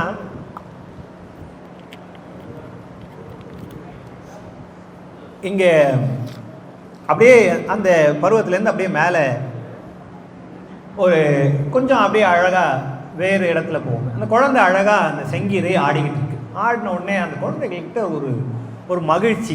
அந்த மகிழ்ச்சியில் என்ன பண்ணுதுன்னா, அந்த உடனே நம்ம என்ன பண்ணுறோம், அந்த குழந்தைய தூக்கி கொஞ்சம் இல்லையா, கொஞ்சம் போது என்ன பண்ணுவோம், முத்தம் கொடுப்போம் இல்லையா. முத்தம் கொடுக்கறதுக்கு அவர் வந்து ஒரு பாடல் பாடுறார். பாடும்போதே அதில் வந்து ஒரு அழகான ஒரு பகுதி இருக்குது. அந்த முத்த பருவத்தில் என்னென்னா ஒரு பாடல், அந்த பாடலை கவனிக்க வேண்டியது என்னென்னா, என்ன சொல்கிறாருன்னா, ஒரு செய்தி சொல்லிட்டு போகிறார் போகிற போக்கில். அவர் என்ன பண்ணாருன்னா, அந்த முருகப்பெருமான் வேறு யாரும் இல்லைங்க, இந்த முருகப்பெருமான் வேறு யார் தெரியுங்களா, இவரை நீங்கள் ஏற்கனவே பார்த்துருக்கீங்க இந்த உலகத்தில் அப்படின்னு. யார் அப்படின்னா, வேறு யாரும் இல்லைப்பா, இந்த ஒரு குழந்தை வந்து என்ன பண்ணுச்சு, அங்கே நின்று குளக்கரையில் நின்று அழுதுகிட்டே வந்து ஒரு பால் கேட்ட உடனே ஓடி வந்து அம்பிகை பால் கொடுத்தா பாரு, அவரும் இவரும் ஒன்றுதான் யான்னுச்சு. சம்பந்த பெருமான் தான் முருகப்பெருமானுடைய அவதாரம், அவர் தான் இங்கே வந்திருக்கிறார் அப்படின்னு சொல்லி அந்த சம்பந்த பெருமானை கொண்டாடும் விதமாக, முத்தம் கொடுக்கும் விதமாக குமரகுருபரர் இங்கே அந்த ஒரு பாடலை பாடியிருக்கிறார். அதில் வந்து பார்த்தீங்கன்னா, கலைப்பால் நிறைந்த முதுகுறைவர் அப்படின்னு ஒரு பாடல் வரும். அதில் வந்து ஒரு இது பார்த்தீங்கன்னா எந்த பகுதினா, அலைப்பாய் புனல் தென் கடல் வைப்பும் அகிலாண்டமும் பன்முறை ஈன்றும் அழகு முதிராவென் அம்மை அழுது சூழ் கொண்ட முளைப்பால் ஊரு செங்கனிவாய் முத்தம் தருகமுவே. அதாவது இந்த அம்பிகை இருக்காங்க பாருங்க, அந்த அம்பிகை என்னன்னா அவர் அழகா சொல்றாரு, அகிலாண்டமும் பன்முறை ஈன்றும், அந்த அண்டங்களை பல முறை ஈன்றவள் அவ. ஆனா என்னன்னா அவளுக்கு அந்த அழகு குறையவே இல்லையாம். அழகு முதிர முதிராவன் அம்மை அழுது சூழ் கொண்ட முளைப்பால் ஊறும் செங்கனிவாய். அந்த அந்த அம்பிகையுடைய முளைப்பால் உண்ட அந்த அழகான குழந்தையாகிய ஞானசம்பந்த பெருமானே, முருக பெருமானே, அந்த ஊறிய அந்த பால் ஊறிய வாயோடு என்ன பாலரா வாயாகவே இருந்து எனக்கு அந்த முத்தம் கொடு நான், அதனால நான் உயிர்வேன்றார். அது அம்மை சூழ் கொண்ட முளைப்பால் ஊறு செங்கனிவாய் முத்தம் தருகவே. அழகு. அங்கேருந்து அப்படியே இன்னொரு பாடல்ல வந்து ரொம்ப சிறப்பாக அவர் சொல்றார். வடிவின் அழகும் எழுத அறிய புயமுன்னறிய செச்சையும் மருமம் விரவு குறவு மறையின் மணியும் அணிகொள் கச்சையும் கடவும் மயிலும் அயிலும் எழு ஒழுகு கருணை வதன பற்பமும் கமல விழியும் விழியும் மனமும் எழுதி எழுதி நித்தலும் அடிகள் என உன் அடிகள் பணியும் அடியர் அல்லது மற்றும் வேர் அமரர் குழுவும் அகில மறையும் அறியும் அயனும் உற்று நின் முடியும் அடியும் உணர அறிய முதல்வ தருக முத்தமே முனிவர் பரவு பருதி புரியின் முருக தருக முத்தமே. அழகான சந்தத்திலேயே வைத்திருக்கக்கூடிய ஒரு பாடல். அது என்னன்னா, அவர் அந்த பாடல்ல ரொம்ப அழகா இருக்கக்கூடிய அந்த முருகப்பெருமான அழைச்சி எனக்கு முத்தம் கொடுப்பான்றார். அது என்னன்னா, வடிவின் அழகும் எழுத அறிய. அந்த அவருடைய அந்த அழகு இருக்கு, அந்த அழகை வந்து இந்த உடலுடைய வடிவம் இருக்கு இல்லையா, அந்த வடிவத்தை ஒரு வரைஞ்செல்லாம் காமிச்சிட முடியாது, அதை எழுத முடியாதுங்க. எழுத அறிய புயமும் நரிய செச்சையும். அதுக்கப்புறம் என்னென்ன, மருமம் விரவு குறவும். மருமம்னா மார்புன்னு அர்த்தம். அந்த குறா மலர் என்கின்ற அற்புதமான மலரை மார்பிலே சூட்டி இருக்கக்கூடிய அந்த மருமம் விரவு குறவும் அறையின் மணியும், இடுப்பில் மணி கட்டிக்கிட்டு இருக்காரா குழந்தை. மணிகொள் கச்சையும், அந்த மணியை வந்து ஒரு கச்சையை கட்டி அது மேலே மணியை கட்டியிருக்காங்களாம். அதையும் வச்சுக்கிட்டு என்ன பண்ணுறாராம் அந்த குழந்தை, என்ன பண்ணுற, கடவும் மயிலும் மயிலும் ஒழுகு. கடவு என்ன, செலுத்துதல் அர்த்தம். செலுத்துகின்ற மயிலை வச்சிருக்கிறாரா. அதோட இன்னும் என்ன, அயில், அயில்னா வேல்னு அர்த்தம். கடவும் அயிலும் அயிலும் ஒழுகு கருணை வதனம். அந்த முகம் இருக்கே அவ்வளவு கருணை ததும்ப இருக்கிறதா, கருணை ததும்பு தான் அதில் வந்துட்டு. அதுக்கப்புறம் என்ன பண்ணுறாருன்னா, அது கமல விழியும், அந்த அழகான விழிகள், தாமரை போன்ற விழிகள். கமல விழியும் விழியும் மனமும் எழுதி எழுதி நித்தலும். எங்க உள்ளத்துல எழுதி எழுதி. வெளியில எழுதி காமிக்க முடியாது, ஆனா அந்த உள்ளத்துல எழுத முடியுமா? உள்ள கமலமணி உத்தகனார் வேண்டுவது என்பது போல உள்ளத்துல அந்த முருகப்பெருமானுடைய அழகை உள்ள வச்சுக்கிறாரா. வரி வடிவமா எழுதி காமிக்க முடியாது, ஆனா உள்ளத்துல எழுதி வைக்க முடியும். உள்ளத்துல அதை உள்ளம் கவர் கல்வனாக அந்த முருகப்பெருமான் இருக்கிறார். உள்ளத்துல வாங்கிக்கிட்டாங்களா, அதை எழுதி நித்தலும் வச்சுக்கிட்டு என்ன பண்ணாருன்னா, அடிகள் என உன் அடிகள் பரவும். இப்போ அவர் என்ன பண்ணாருன்னா, அவர் வந்து அவர் போய் கூப்பிட்றாரா, முத்தம் கொடுங்கன்னு குழந்தைய கூப்பிடணும். கேட்கும்போது இது மாதிரி அழகெல்லாம் உள்ள வச்சுக்கிட்டு இருக்கு, மனதில் எழுத்தி வச்சுக்கிட்டு, உன்னுடைய அடியாரியான் அப்படின்னு சொல்லி போய் நின்று வணங்கினா அந்த அடியார்களுக்கு மட்டும்தான் அருள் புரிவாராம். அடிகள் என உன் அடிகள் பணியும் அடியர் அல்லது வேற யார்கிட்டையும் மற்றும் வேறு வேற என்ன, மற்றும் வேர் அமரர் குழுவும், வேற எவமெல்லாம் வந்தா அது ஒரு குரூப்பா வந்தா கூட போக மாட்டாராம். அமரர் குழுவும் அகில மறையும் அறியும் அயனும் உற்று நின், அவன் பக்கத்துல போய் நின்னால என்ன பண்ணுவாருன்னா, முடியும் அடியும் உணர அறிய முதல்வ. அந்த முருகப்பெருமான் யாருன்னா, முருகப்பெருமான் வேறு சிவபெருமான் வேறு அல்ல, அதை நீங்க நினைச்சிடாதீங்க. அது ஒரு முக்கியமான ஒரு செய்தி என்னன்னா, முருகன் வேறு சிவபெருமான் வேறு அல்ல. ஈசனே தனது ஆடலால் முதல ஆயினன் கான் அப்படின்னு கந்தபுராணம் சொல்லும். அவர் தான் இங்கே முருகனா வந்தார். வேறு நாம பேர் வச்சுக்கிறோம், அது வேற விஷயம். அதனால்தான் பாம்பன் சுவாமிகள் சொன்னார், முருகன் சிவம் சக்திக்கு அந்நியமாய் சேயை உரைப்போர் பவம் பற்றி பாசறை கொள்வர்னர். அந்த மாதிரி முருகன் வேறு சிவபெருமான் வேறு அம்பிகை வேறு விநாயகர் வேறுன்னு யாராவது சொன்னான்னா அவளுக்கு ஒரு இடம் காத்துன்னு இருக்குன்னார். அது யாரு அந்த இடம், எந்த இடம்னா அது ஒரு பாசறை காத்துட்டு இருக்கிறார். நீங்க பாசறைன்னா வேற ஏதாவது நினைச்சிடாதீங்க, ஏதோ பயிற்சி பாசறை, அந்த பாசறை இந்த பாசறை அப்படிலாம் நினைச்சிடாதீங்க. பாசறைன்ற தமிழ் சொல்லுக்கு நரகம்னு அர்த்தம். உனக்கு இடம் நரகத்துல காத்துன்னு இருக்குன்னாரு. சிவம் சக்திக்கு அந்நியமாய் சேயை உரைப்போர் பவம் பற்றி பாசறை கொள்வர். அப்போ இந்த 4 பேரும் ஒருவர்னு அர்த்தம். சரிங்களா? அப்போ முருகப்பெருமானை பற்றி சொல்லும் போதும் சரி, சிவபெருமானை உரிய அந்த செய்திகளும் முருகப்பெருமானுக்கு ஏற்றி சொல்வார்கள். அதனால்தான் முடியும் அடியும் உணர அறிய. சிவபெருமான் மட்டும்தான் இல்லை, முருகப்பெருமானுடைய முடியும் அடியும் பார்க்க முடியாதா? முடியும் அடியும் உணர அறிய முதல்வ தருக முத்தமே. யாருக்கு அவர் முத்தம் கொடுப்பாரான்னா, அடியர் அல்லது யாருக்கும் கொடுக்க மாட்டார். மற்ற குழாம் வந்தாலும் கொடுக்க மாட்டார். முடியும் அடியும் தேடினாலும் கொடுக்க மாட்டார். எப்ப கொடுப்பாரா? அடியர் அடியர் அடியர் என்று சொல்வீர்களே ஆனால் அவருக்கு முத்தம் கொடுப்பார் முருகன். அழகுங்க. போற போக்குல ஒரு பாடல்ல எவ்வளவு செய்திகளை வச்சுட்டு போறாரு பாருங்க. யாருக்கு முருகன் அருள்பாலிப்பான்றத தெளிவா அதுல சொல்லிட்டு போறாரு. அழகா அந்த நயத்தோட சொன்னது. அது மட்டும் இல்லாம அவர் கூப்பிட்றாரு பாருங்க. இவர் ஏற்கனவே வருகை பருவத்தில் சிறப்பாக மீனாட்சி அம்மையை கூப்பிட்டுருக்காரு. அதே மாதிரி இவருக்கு சந்தம் ஒரு தனி சந்தங்க. இவருடைய சந்தமே ஒரு தனி சந்தம். வருகை பருவத்தில் ஒரு பாடல் பாடுறாரு.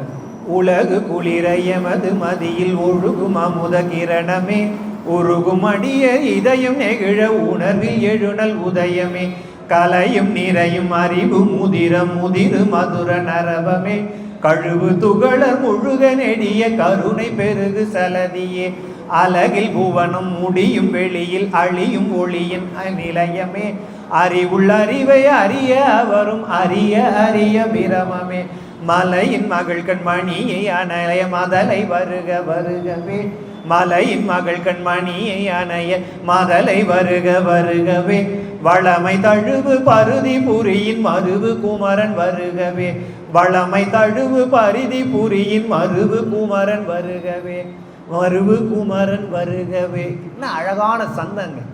முருகன் அப்படியே நேரில் அப்படியே ஆடிக்கிட்டே வருவது போல அழகாக காட்சி காமிக்கிறார். அது என்னன்னா, உலகு குளிர ஒழுகும் மதியில் ஒழுகும் அமுத கிரணமே, உருகும் அடியர் உதயம் இதயம் நெகிழ உணர்வில் எழுநல் உதயமேனார். இதே அவர் முருகப்பெருமான வரணும்னு கேட்குறாரு. இந்த பாடல்லாம் நீங்க இந்த பாடலை யாராவது மனனம் பண்ணாங்கன்னு வச்சுக்கோங்களேன், இந்த ரகரம் ரகரம் நகரம் நகரம் இந்த இதில் இருக்கக்கூடிய அந்த சொல் இது இருக்கு, உச்சரிப்பு இருக்கு பாருங்க, அதெல்லாம் அழகாக பதிஞ்சிடும். நான் பிறழ்ச்சி ஏற்படாது. அதனால அந்த காலத்தில் குமரகுருபரருடைய பாடல்களை பாடுங்கன்னு சொன்னாங்க. நான் பிறழ்ச்சி ஏற்படாத இருக்கிறதுக்கு காரணமே இவருடைய பாடல்களை படிக்கிறதுக்காக தான்ட்டு அந்த காலத்து வித்வான் படிப்பில் வச்சாங்க. அவர் என்னன்னா, அவர் வராராம், அவரை கூப்பிட்றாரா எப்படின்னா, உலகு குளிர எமது மதியில் ஒழுகும் அமுத கிரணமே. அது உலகத்துக்கு உலகம் குளிர்னா என்ன பண்ணோம்னா, அழகா அதை எழுந்து வரணுமா, மதியில் ஒழுகும் அமுத கிரணமே, உருகும் அடியர் இதயம் நெகிழ உணர்வில் எழுநல் உதயமேனர். என்ன பண்ணணும்னா, உள்ளம் உருகணும் சார். உள்ளம் உருகில் உடனாவர் அல்லது தெள்ள அரியர் என்று உந்தி பெற திருவுந்தியார். இந்த உள்ளம் உருகணும், இந்த உள்ளம் உருகிடும் பாருங்க. இந்த மாதிரி குழந்தைங்கள்லாம் முன்னால் உட்காந்தா உடனே உருகிடும். நல்லா கவனிங்க சார். முருகனை கூப்பிட்டா வருக வருகவேனா வந்துட்டார் பாருங்க. அந்த குழந்தை வந்துருச்சு. அது உருகும் அடி. அதனால்தான் திணியான மனோ சிலை மீது உணத்தாள் அணி யார் அரவிந்தம் அருங்குமதோ. இந்த உள்ளம் என்னன்னா பதியணும் சார். எது பதியணும் சார்? ஒரு மணி இருக்குன்னு வச்சுக்கோங்களேன், ஒரு கல் இருக்கு. கல் பதிக்கணும்னா என்ன பண்ணுவாங்க? தங்கத்தில் கல் பதிக்கணும் என்ன பண்ணுவாங்க? உருக்குவாங்க. உருக்குனதுக்கு அப்புறம் தான் அந்த கல் அங்கே பதியும். அதுபோல இந்த இடத்துல முருகப்பெருமானுடைய திருவடி பதியணும்னா என்ன பண்ணணும்னா உள்ளம் உருகணும் சார். உள்ளம் உருகில் உடனாவர் அல்லது அது இது இல்லைன்னா உள்ள உட்கார முடியாது. அதனால்தான் உருகும் அடியர் உணர்வில் எழுநல், உருகும் அடியர் இதயம் நெகிழ உணர்வில் எழுநல் உதயமே. நீ உள்ள உருகிச்சுனா ஒரு சின்ன கண்ணீர் முருகான்னு சொல்லி விட்டன்னா அவர் உணர்வுல வந்து நிப்பாராம். உணர்வில் எழுநல் உதயமே, ஓடி வந்துருவாராம். அழகில் புவனம் முடியும் வெளியில் அழியும் ஒளியின் நிலையமே. அறிவுள் அறிவை அறிய அவரும் அறிய அறிய பிரமமே. என்ன பண்ண? மலையின் மகள் கண் மணியை அணைய. யாரு? அம்பிகை. அந்த அம்மாவோட மலையின் மகள் கண் மணியை அணைய மதலை வருக வருகவே வளமை தழுவு பரிதி புரியின் மருவு குமரன் வருகவே. கொட்டுதுங்க சந்தம்.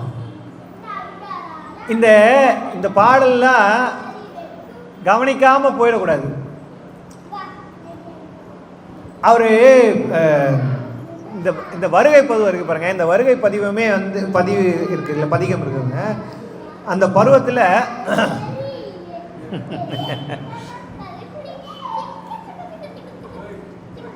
இந்த வருகை பருவம் இருக்கு இல்லையா, அதில் நிறைய பாடல் ரொம்ப உருகிடலாம். இவர் இந்த மாதிரி குறும்பு செய்து இருக்காங்க இல்லையா, பார்த்த உடனே எனக்கு முருகப்பெருமான் இப்படி ஒரு குறும்பு செய்கிறாராம். அதுவும் சும்மா இல்லைங்க, பயங்கரமாக குறும்பு செய்கிறாராம். எப்படின்னா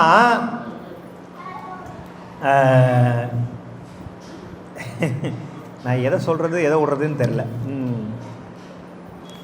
சரி, ஒரு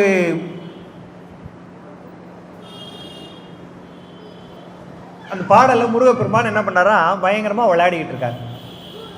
மழவு முதிர் கனிவாய் பசுந்தேரல் வெண்துகில் மடித்தலம் நனைப்ப.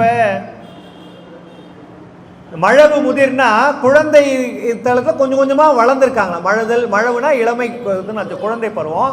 கொஞ்சம் கொஞ்சமாக வளர்னா கொஞ்சம் முதிர்ந்து வந்திருக்காராம். கொஞ்சம் இந்த மாதிரி விளையாடிக்கிட்டு இருக்காரு. அவர் என்ன பண்ணாரா, கனிவாய் பசும் தேரல். தேரல்னா வாயிலேருந்து இந்த ஜொல்லு ஒழுகுது இல்லையா, அந்த மாதிரி அந்த குழந்தைங்களுக்கு ஒழுகும். கனிவாய் பசும் தேரல் என்ன பண்ணுதான், வெண்துகில் மடித்தலம் நனைப்ப. அந்த அம்மா வந்து வெள்ளை உடை உடுத்தி இருக்காங்களாம். அந்த அம்மா மடியில் இவர் உட்காந்துக்கிட்டு முருகப்பெருமான் விளையாடிக்கிட்டு இருக்காராம். விளையாடிக்கிட்டே இருக்கும்போது அந்த வாயிலேருந்து ஜொல்லு ஒழுகிட்டே இருக்கான். அந்த வெண்துகில் வந்து நனைஞ்சு போகிற அளவுக்கு சொல்லி விட்டுருக்காங்க. வெண்துகில் நினைப்ப அம்மை மணி வயிறு குளிர. குழந்தை அந்த மாதிரி ஆடுறத பார்த்தா அம்மாவுக்கு என்ன மணி வயிறு குளிரும் இல்லையா, வேற என்ன குழந்தைங்க. அதை மணி வயிறு குளிர தவழ்ந்து ஏறி என்ன பண்றாரு, கொஞ்ச நேரம் குழந்தைகளுக்கே ஒரு ஒரு ஒரு சுபாவனை. இப்போ குழந்தை வந்து விளையாடிட்டு இருக்கு, கொஞ்ச நேரம் விளையாடும், அப்புறம் திருன்னு ஓடி போயிடும், அப்புறம் திடீர்னு இன்னொரு இடத்துல சுத்தம். இதுதான் குழந்தைங்களுக்கு. அது மாதிரி முருகன் என்ன பண்ணுறாருன்னா, அந்த அம்மா மடியில் உட்காந்து சொல்லு விட்டு புடவை நினச்சிட்டார். நினச்ச உடனே அங்கேயே இருக்கு தோணலையா, திருப்பி அப்படியே தவழ்ந்து ஏறி என்ன பண்ணுறான்னா, ஏறி பக்கத்தில் யார் சிவபெருமான் உட்காந்துக்கார். எம்பிரான் மார்பினில் ஏறி போய் அப்பா மார்பு மேலே ஏறிட்டு மார்பினில் அவர் தூக்கிக்கிறார். உடனே குழந்தை வந்தால் தூக்குவாங்க இல்லையா, ஏறின உடனே என்ன பண்ணோம்னா குழந்தை அந்த என்ன தூக்கணுன்னு என்ன பண்ணோம், காலை வச்சு கடன்னு ஆடும் இல்லையா. மார்பினில் குறவை ஆடி அப்படியே படம் பிடிச்சு காமிக்கிறார் சார். அந்த குழந்தை என்னென்ன பண்ணுச்சு, அவர் மார்பில் காலை எட்டி உதச்சி விளையாடுதான் குழந்தை. அதுக்கு பேர் அது அது அது ஆடுது இல்லையா, அதுக்கு பேர் குறவை ஆட்டம்னு சொல்லுவாங்க. அது மாதிரி ஆடுதான் குழந்தை, குறவை ஆட்டம். குறவை ஆடுதல்னு குறிஞ்சி நிலத்தில் அதில் வந்து அது ஒரு தனி ஒரு வகையான நடனம், அது மாதிரி ஆடுமா. அந்த குழந்தை அப்பாவோட மார்பில் விளையாடுதான். சிவபெருமானுடைய மார்பில் குறவை ஆடி உடனே என்ன பண்ணும், கொஞ்ச நேரம் அப்படியே ஆடிட்டே இருக்கும். அப்பா என்ன பண்ணுவார், தூக்கி வச்சுக்கிறார். அவர் மாதிரி சிவபெருமான் என்ன பண்ணுறார், முருகப்பெருமான் அப்படி தூக்கி வச்சுக்கிறாராம். வச்சுக்கிட்ட உடனே என்ன பண்ணுவோம், அவர்கிட்ட சும்மா இருக்குமா குழந்தை, ஒரு குழந்தை எங்கேயாவது நம்ம சும்மா இருந்தால் அது குழந்தையா, அது ஏதோ பிரச்சனைன்னு அர்த்தம். நம்ம வீடுகளில் கூட சார் எனக்குன்னு ஒன்று வாட்ச் இருக்கு, வானரங்க இது சரியான வானரம், வாழ இருந்தது சும்மாவே இருக்க மாட்டேங்குது அப்படின்னு திட்டுவாங்க. சார் சும்மா இருந்தால் தான் பிரச்சனை. நீங்கள் இன்னொரு பக்கம் போய் பாருங்கள், சார் இந்த குழந்தை எதுவுமே செய்ய மாட்டேங்குது சார், சும்மா உட்காந்து எனக்கு அப்படின்னு அதுக்கும் திட்டுவோம் இல்லையா. குழந்தைன்னா ஆட்டம் இருக்கணும், விளையாடணும், அப்படி இருந்தால் தான் அது குழந்தை. இப்போ இந்த முருகப்பெருமானை தூக்கி வச்சுருக்காரு, சும்மா இருக்குமா, அது குழந்தை இல்லை. சும்மா இல்லாமல் அப்படி இப்படின்னு அவர் கையில் இருக்கிறதெல்லாம் வச்சுன்னு என்ன பண்ணார், அவர் கையில் இந்த இடத்துல உடுக்க வச்சுருக்கார் இல்லையா, கையில் வச்சுருக்கார் உடுக்க என்ன டொம்மு டொம்மு டொம்மு டொம்முன்னு தட்டு தான். முழவு முதிர் துடியினர் சிறுபறை முழக்கி, குழந்தை விளையாடுதான். அது அந்த சிறுபறை அதில் அது சின்னதாக இருக்குது, பெருசாக இருந்தால் பெரும் பறைன்னுவாங்க, சின்னதாக இருக்குல்ல சிறுபறை முழக்கி. அவர் என்ன பண்ணுது, இந்த பக்கம் உடுக்கையை பார்த்துச்சு, இன்னொரு கையில் என்ன பார்த்தா அவர் நெருப்பு வச்சுருங்க. இவர் என்ன பண்ணார், நெருப்பு பார்த்த உடனே என்ன பண்ணுது குழந்தை, சும்மா இல்லாமல் நெருப்பை பார்த்தது உடனே என்ன பண்ணுச்சு, அவர் என்ன பண்ணாரான்னா முருகப்பெருமானு அங்கேருந்து தலையிலேருந்து தண்ணி இருக்குல்ல, இந்த கங்கை நீர் இருக்குல்ல, அந்த தண்ணியை எடுத்து நெருப்பில் ஊற்றி அணைச்சிருச்சான். மோலி நீர் பெய்து அவித்து, அப்படியே வீடியோ எடுக்கிறவர் மாதிரி படம் பிடிச்சு காமிக்கிறார். அது முழக்கி அனல் மோலி நீர் பெய்து அவித்து. அப்புறம் என்ன பண்ணாரானா, சரி இது நெருப்பு அணைச்சாச்சு, இப்போ என்ன பண்ணுறது அப்படின்னு இந்த பக்கம் சுற்றி சுற்றி பார்த்துட்டு அவரோட தலையில் அந்த பிறை இருக்கு இல்லையா,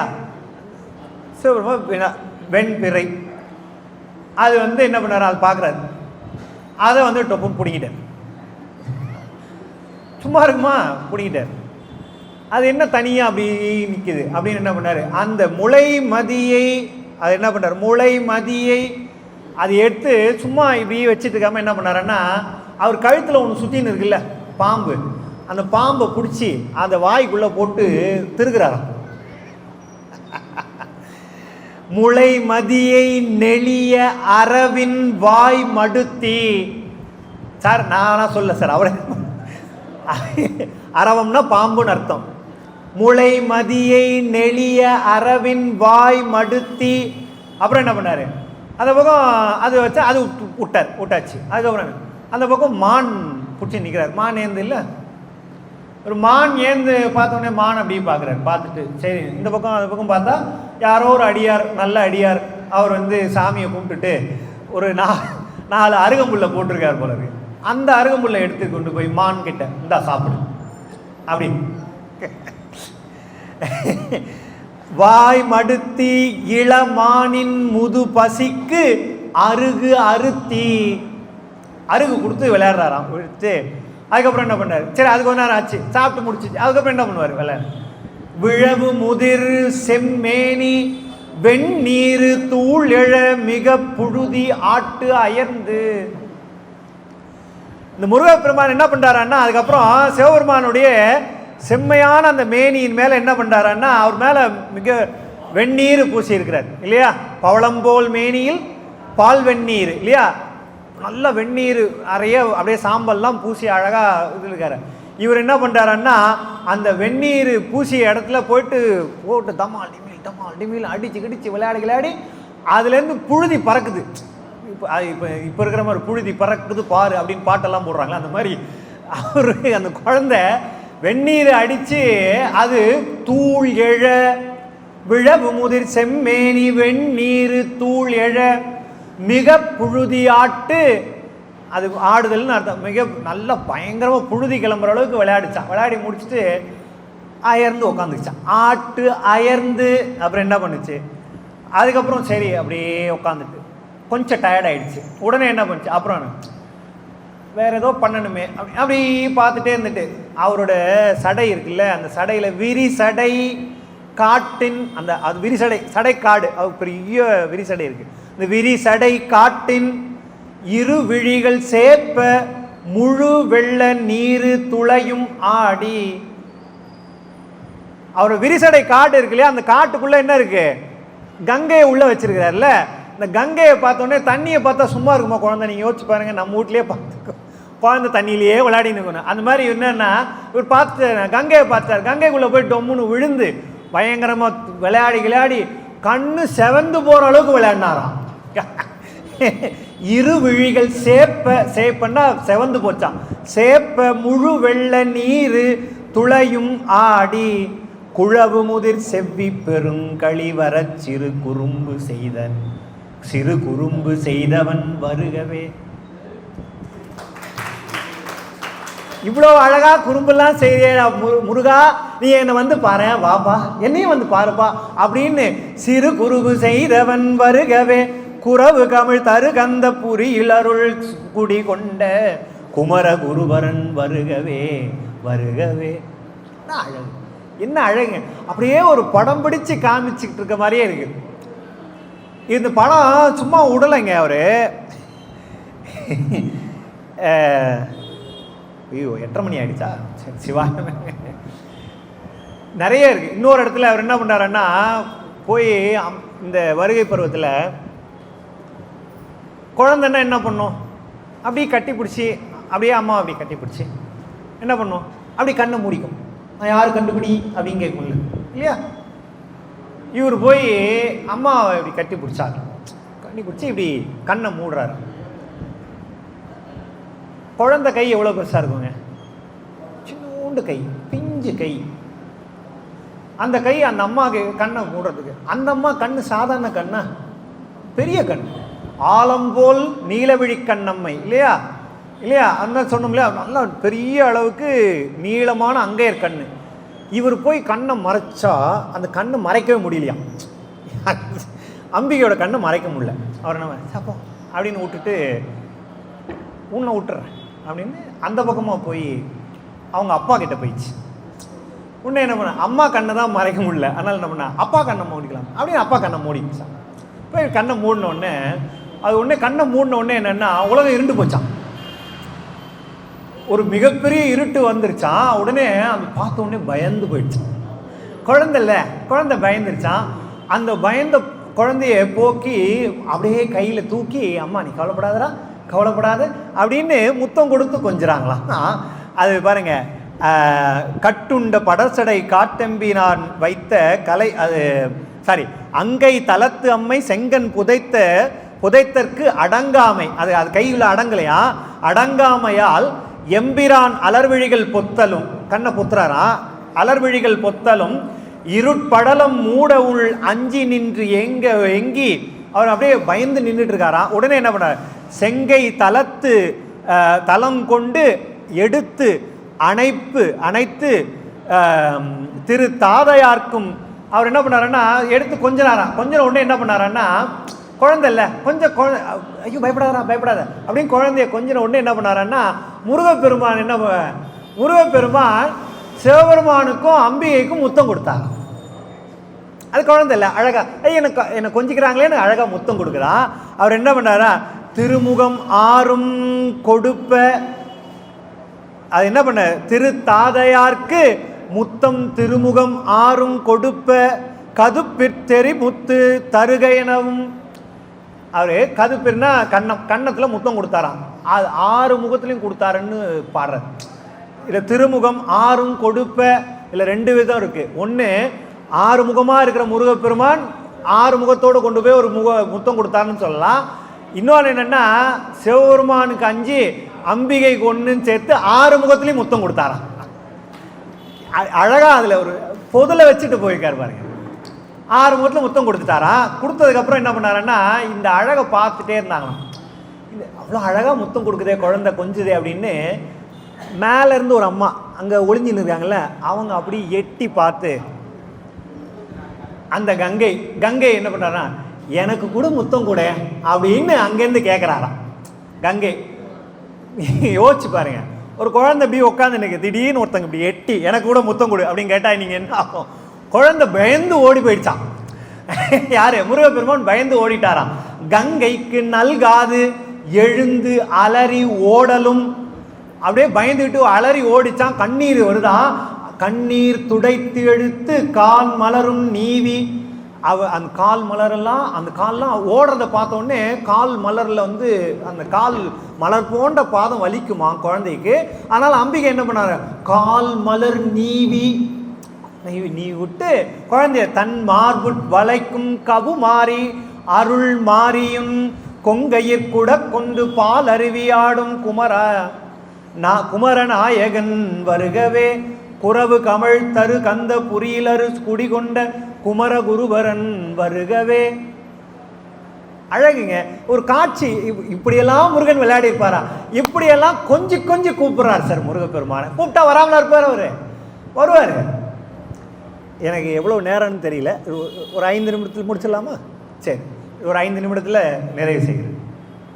இந்த வருகை பருவமே வந்து நிறைய, இதில் நிறைய சொல்லிகிட்டே போகலாங்க.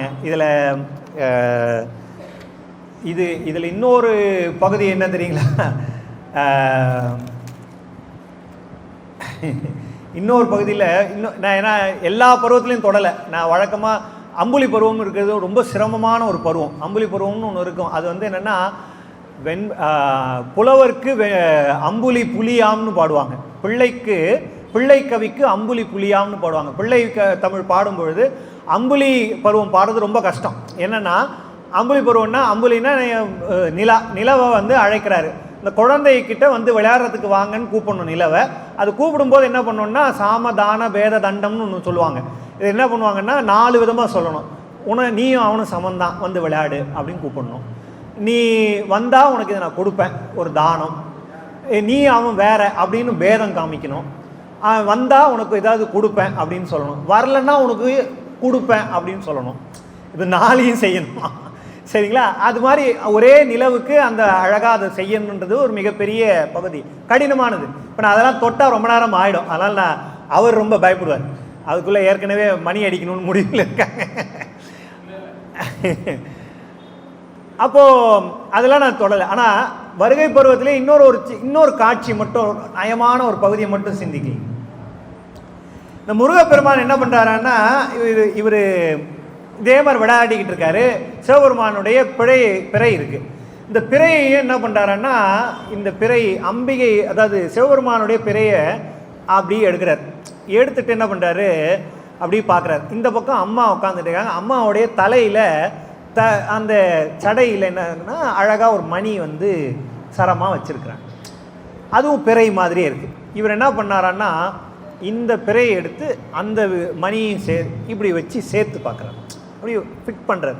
இந்த பசில் கொடுத்தா குழந்தைங்க ஃபிக்ஸ் பண்ணணும்ல, சின்னதாக இப்படி கொடுத்தா அப்படி எடுத்து ஒட்டி பார்க்கணும். அது மாதிரி இந்த இடத்துல ஒட்டி பார்க்குறாரு. இது ஒட்டின உடனே அது வெண்முத்து. இது அது பார்த்த உடனே அது ஒரு முழு மதி மாதிரி ஆயிடுச்சான். இந்த பக்கம் ஒரு பாதி, இந்த பக்கம் ஒரு பாதி. அது வச்ச உடனே ஒரு முழு மதி மாதிரி ஆயிடுச்சான். முழு மதி ஆன உடனே என்ன ஆச்சான்னா, முழுமதி வந்துருச்சா? அப்போ உடனே என்ன பண்ணுவார், சந்திரன் வந்துட்டான உடனே பாம்பு சாப்பிட்றதுக்கு ரெடியாக போயிட்டார். சந்திர கிரகணம் இப்போ தானே போச்சு. அவர் பாம்பு சாப்பிட்றதுக்கு வந்துட்டார். இந்த பாம்பு சாப்பிட்ற வர்ற உடனே இவர் என்ன பண்ணாருன்னா, அது ஏதோ நெளிஞ்சிக்கிட்டே வருதா, நெளிஞ்சிட்டே வந்தோடனே முருகப்பெருமான் என்ன நினச்சிட்டாரான்னா, குழந்தை பார்த்துட்டு இது ஏதோ ஒரு அணிகலன் போல இருக்கு, அதை எடுத்து நம்ம போட்டு போனால் அதை போய் எடுக்க போகிறாராம்.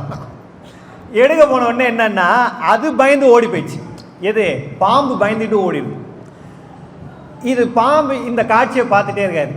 பாம்பு பயந்து ஓடிச்சா, பார்த்த உடனே அப்படின்னு ஒருத்தர் சிரிச்சாராம். யாரா அது அப்படி சிரிக்கிறாங்கன்னு இப்படி இந்த விஷயத்தை யாரும் திரும்பி பார்க்குறாராம் முருகன். யாரா அது திரும்புறது பார்த்தா பிரம்மா அந்த பக்கத்தில் நின்று இந்த காட்சியை பார்த்து சிரிச்சுருந்துக்காராம். இவர் என்னை பார்த்தா நீ சிரிக்கிற அப்படின்னு அந்த பாட்டில் அவர் சொல்கிறாரு பாருங்க. கட்டுண்ட படர் சடை காட்டு எம்பிரான் வைத்த கலை மதியோடு, இந்த கலை மதி அந்த சடை காட்டில் மதி வச்சிருக்காராம். கலை மதியோடு ஐய நீ. அதுக்கப்புறம் என்ன பண்ணா, அந்த அம்மா கிட்ட நீய கவுரி திருமுடியில் அதை முடியின் இட்டு அழைத்திட்ட கதிர் இளம் பிறையின் இணைப்ப, அது ரெண்டையும் சேர்த்து இணைக்கிறார். தெட்டுண்டு போன் முழு திங்கள் என்று ஏக்கரும் செழுமணி சூட்டமோடு, அது பார்த்தோன்னா இது மாதிரி ஆயிடுச்சு. உடனே என்ன பண்ண, செம்பாம்பு பை விரித்து ஆடுதலும் ஓடி நின் சிறு நரும் குஞ்சிக்கிடும் மட்டுண்டு பைங்குலை காந்தல் என்று அணையவாம். அதை போய் காந்தல் நினைச்சு அது போடுறது எடுக்கிறாரா. மணிமுடியார், இது என்னன்னா அது வெகுண்டு ஓடி போச்சுல, அதை பார்த்த உடனே மணிமுடியின் இரு தலையை மற்ற எமை நகைத்தியர் மலரவன் தலை. அவன் என்ன பண்ணானா, மலை மறைஞ்சிக்கிட்டு சிவபெருமானுடைய தலை பக்கமாக நின்று மறைஞ்சிக்கிட்டு பக்கம் சிரிச்சான். யார்? பிரம்மன். அவன் சிரித்த உடனே அவர் பார்த்தாரா, நீ நகைத்தியர் எமை என்னையா பார்த்து நகைத்தியர் அப்படின்னு சொல்லிட்டு மற்ற எமை நகைத்தியர் மலரவன் தலை பார்த்துட்டு நீ முனம், இதுக்கு முன்னால நீ முனம் குட்டுண்டது அறியாயோ. ஏண்டா என்னை பார்த்தா சிரிக்கிற, ஏற்கனவே தலையை தடவி பாடுற, கொட்டுனது ஞாபகம் இல்லையா உனக்குன்னாராம். குட்டுண்டது அறியாயோ அறியாய் கொலென விதழழுக்கும் குமாரநாயகன் வருகவே குறவு கமிழ் தரு கந்த புரியலரு குடிகொண்ட குமர குருபரன் வருகவே. நீ இதுக்கு முன்னால குட்டுப்பட்டது ஞாபகம் இல்லையா உனக்கு அப்படின்னு மிரட்டிட்டு போறான். நீ ஞாபகம் வச்சுக்க அப்படின்னு. இது மாதிரி அவர் பல இடங்களில் வெவ்வேறு விதமாக அம்புலி பருவத்திலையும் இதுலேயும் கொட்டி கொட்டி வச்சிருப்பார். அதோடைய அழகும் நயமும் சொல்லிக்கிட்டே போகலாம். இவருடைய நூல் இந்த குமாரசாமி பிள்ளைத்தமிழ், முத்துக்குமாரசாமி பிள்ளைத்தமிழில் நிறைய பாடல்கள் இருக்குது. நான் வெவ்வேறு பாடல்கள் எடுத்துக்கிட்டே போயிட்டே இருக்கலாம்.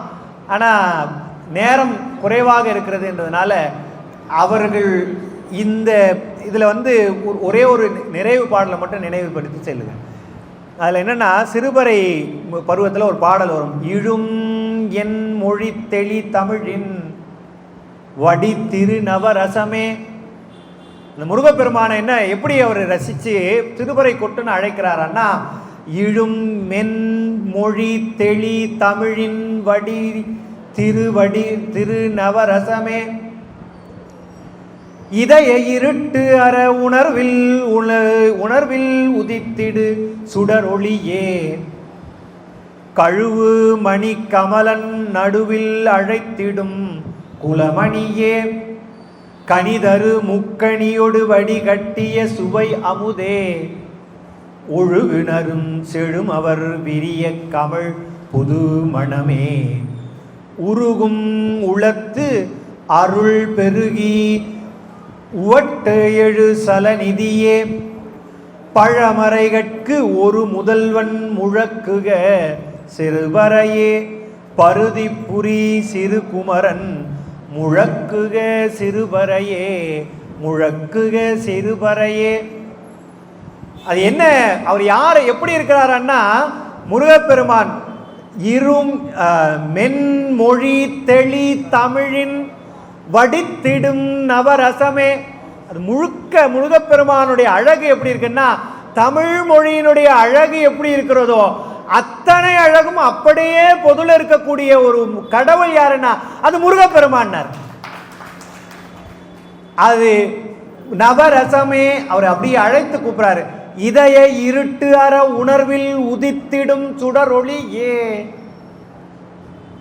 இந்த இதயத்தில் இருக்கக்கூடிய என்னுடைய அந்த திணியான மனோசிலை மீது உன்னுடைய அந்த தாள் பணிய வேண்டும் என்பதற்காக நான் விருப்பப்பட்டால் நீ என்ன பண்ணணும்னா அங்கே நிற்பானா. அது என்னன்னா, உணர்வில் உதித்திடு சுடரொளியே. அதுக்கப்புறம் கழுவு மணி கமல நடுவில் அழைத்திடு குலமணியே. கனி தரு முக்கணியோடு வடி கட்டிய சுவை அமுதே. எனக்கு சுவையே நீதாயானார். இருக்கிற சுவைகளிலேயே மிகப்பெரிய சுவை எதுன்னா முருகப்பெருமானுடைய வழிபாடு தான்.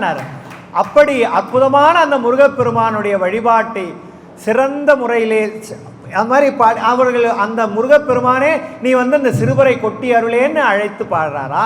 அப்படி ஒவ்வொரு பாடல்லையும் தேனாக இனிக்கக்கூடிய அளவிலே முருகப்பெருமானை தமிழால் எந்தெந்த இடத்திலே எல்லாம் அழைக்க வேண்டுமோ அங்கெங்கே எல்லாம் அழைக்க முருகப்பெருமான் தோன்றி அடியார்களுக்கு அருள் புரிந்திருக்கிறான் என்கின்ற வகையிலே அற்புதமான தமிழை வழங்கிய அந்த குமரகுருபர சுவாமிகளுக்கு அவர்களுக்கு ஒரு உரிய அந்த வாழ்த்தினை தெரிவித்து, பூமேவும் திருச்செந்தூர் ஆறுமுகம் பெருமானார் பொற்றாள் வாழ்க, தேமேவும் அவர் அருள் சார் குமரகுருபர முனிவர் சீர்த்தி வாழ்க, மாமேவும் அவர் மரபில் 13 புகழும் பால் வந்தோராகி, தாமேவும் ராமலிங்க அடிகளும் பின்வருவோரும் தழைத்து வாழ்க வாழ்க என்று சொல்லி அந்த முருகப் பெருமானுடைய அருள் என்றென்றைக்கும் நமக்கு வாய்ப்பதாக என்று வேண்டி வணங்கி இதுகாரும் பொறுமையாக இருந்து கேட்டருளிய உங்கள் அனைவருடைய பொன்னார் திருவடிகளையும் வணங்கி விடைபெறுகின்றேன். நன்றி, வணக்கம்.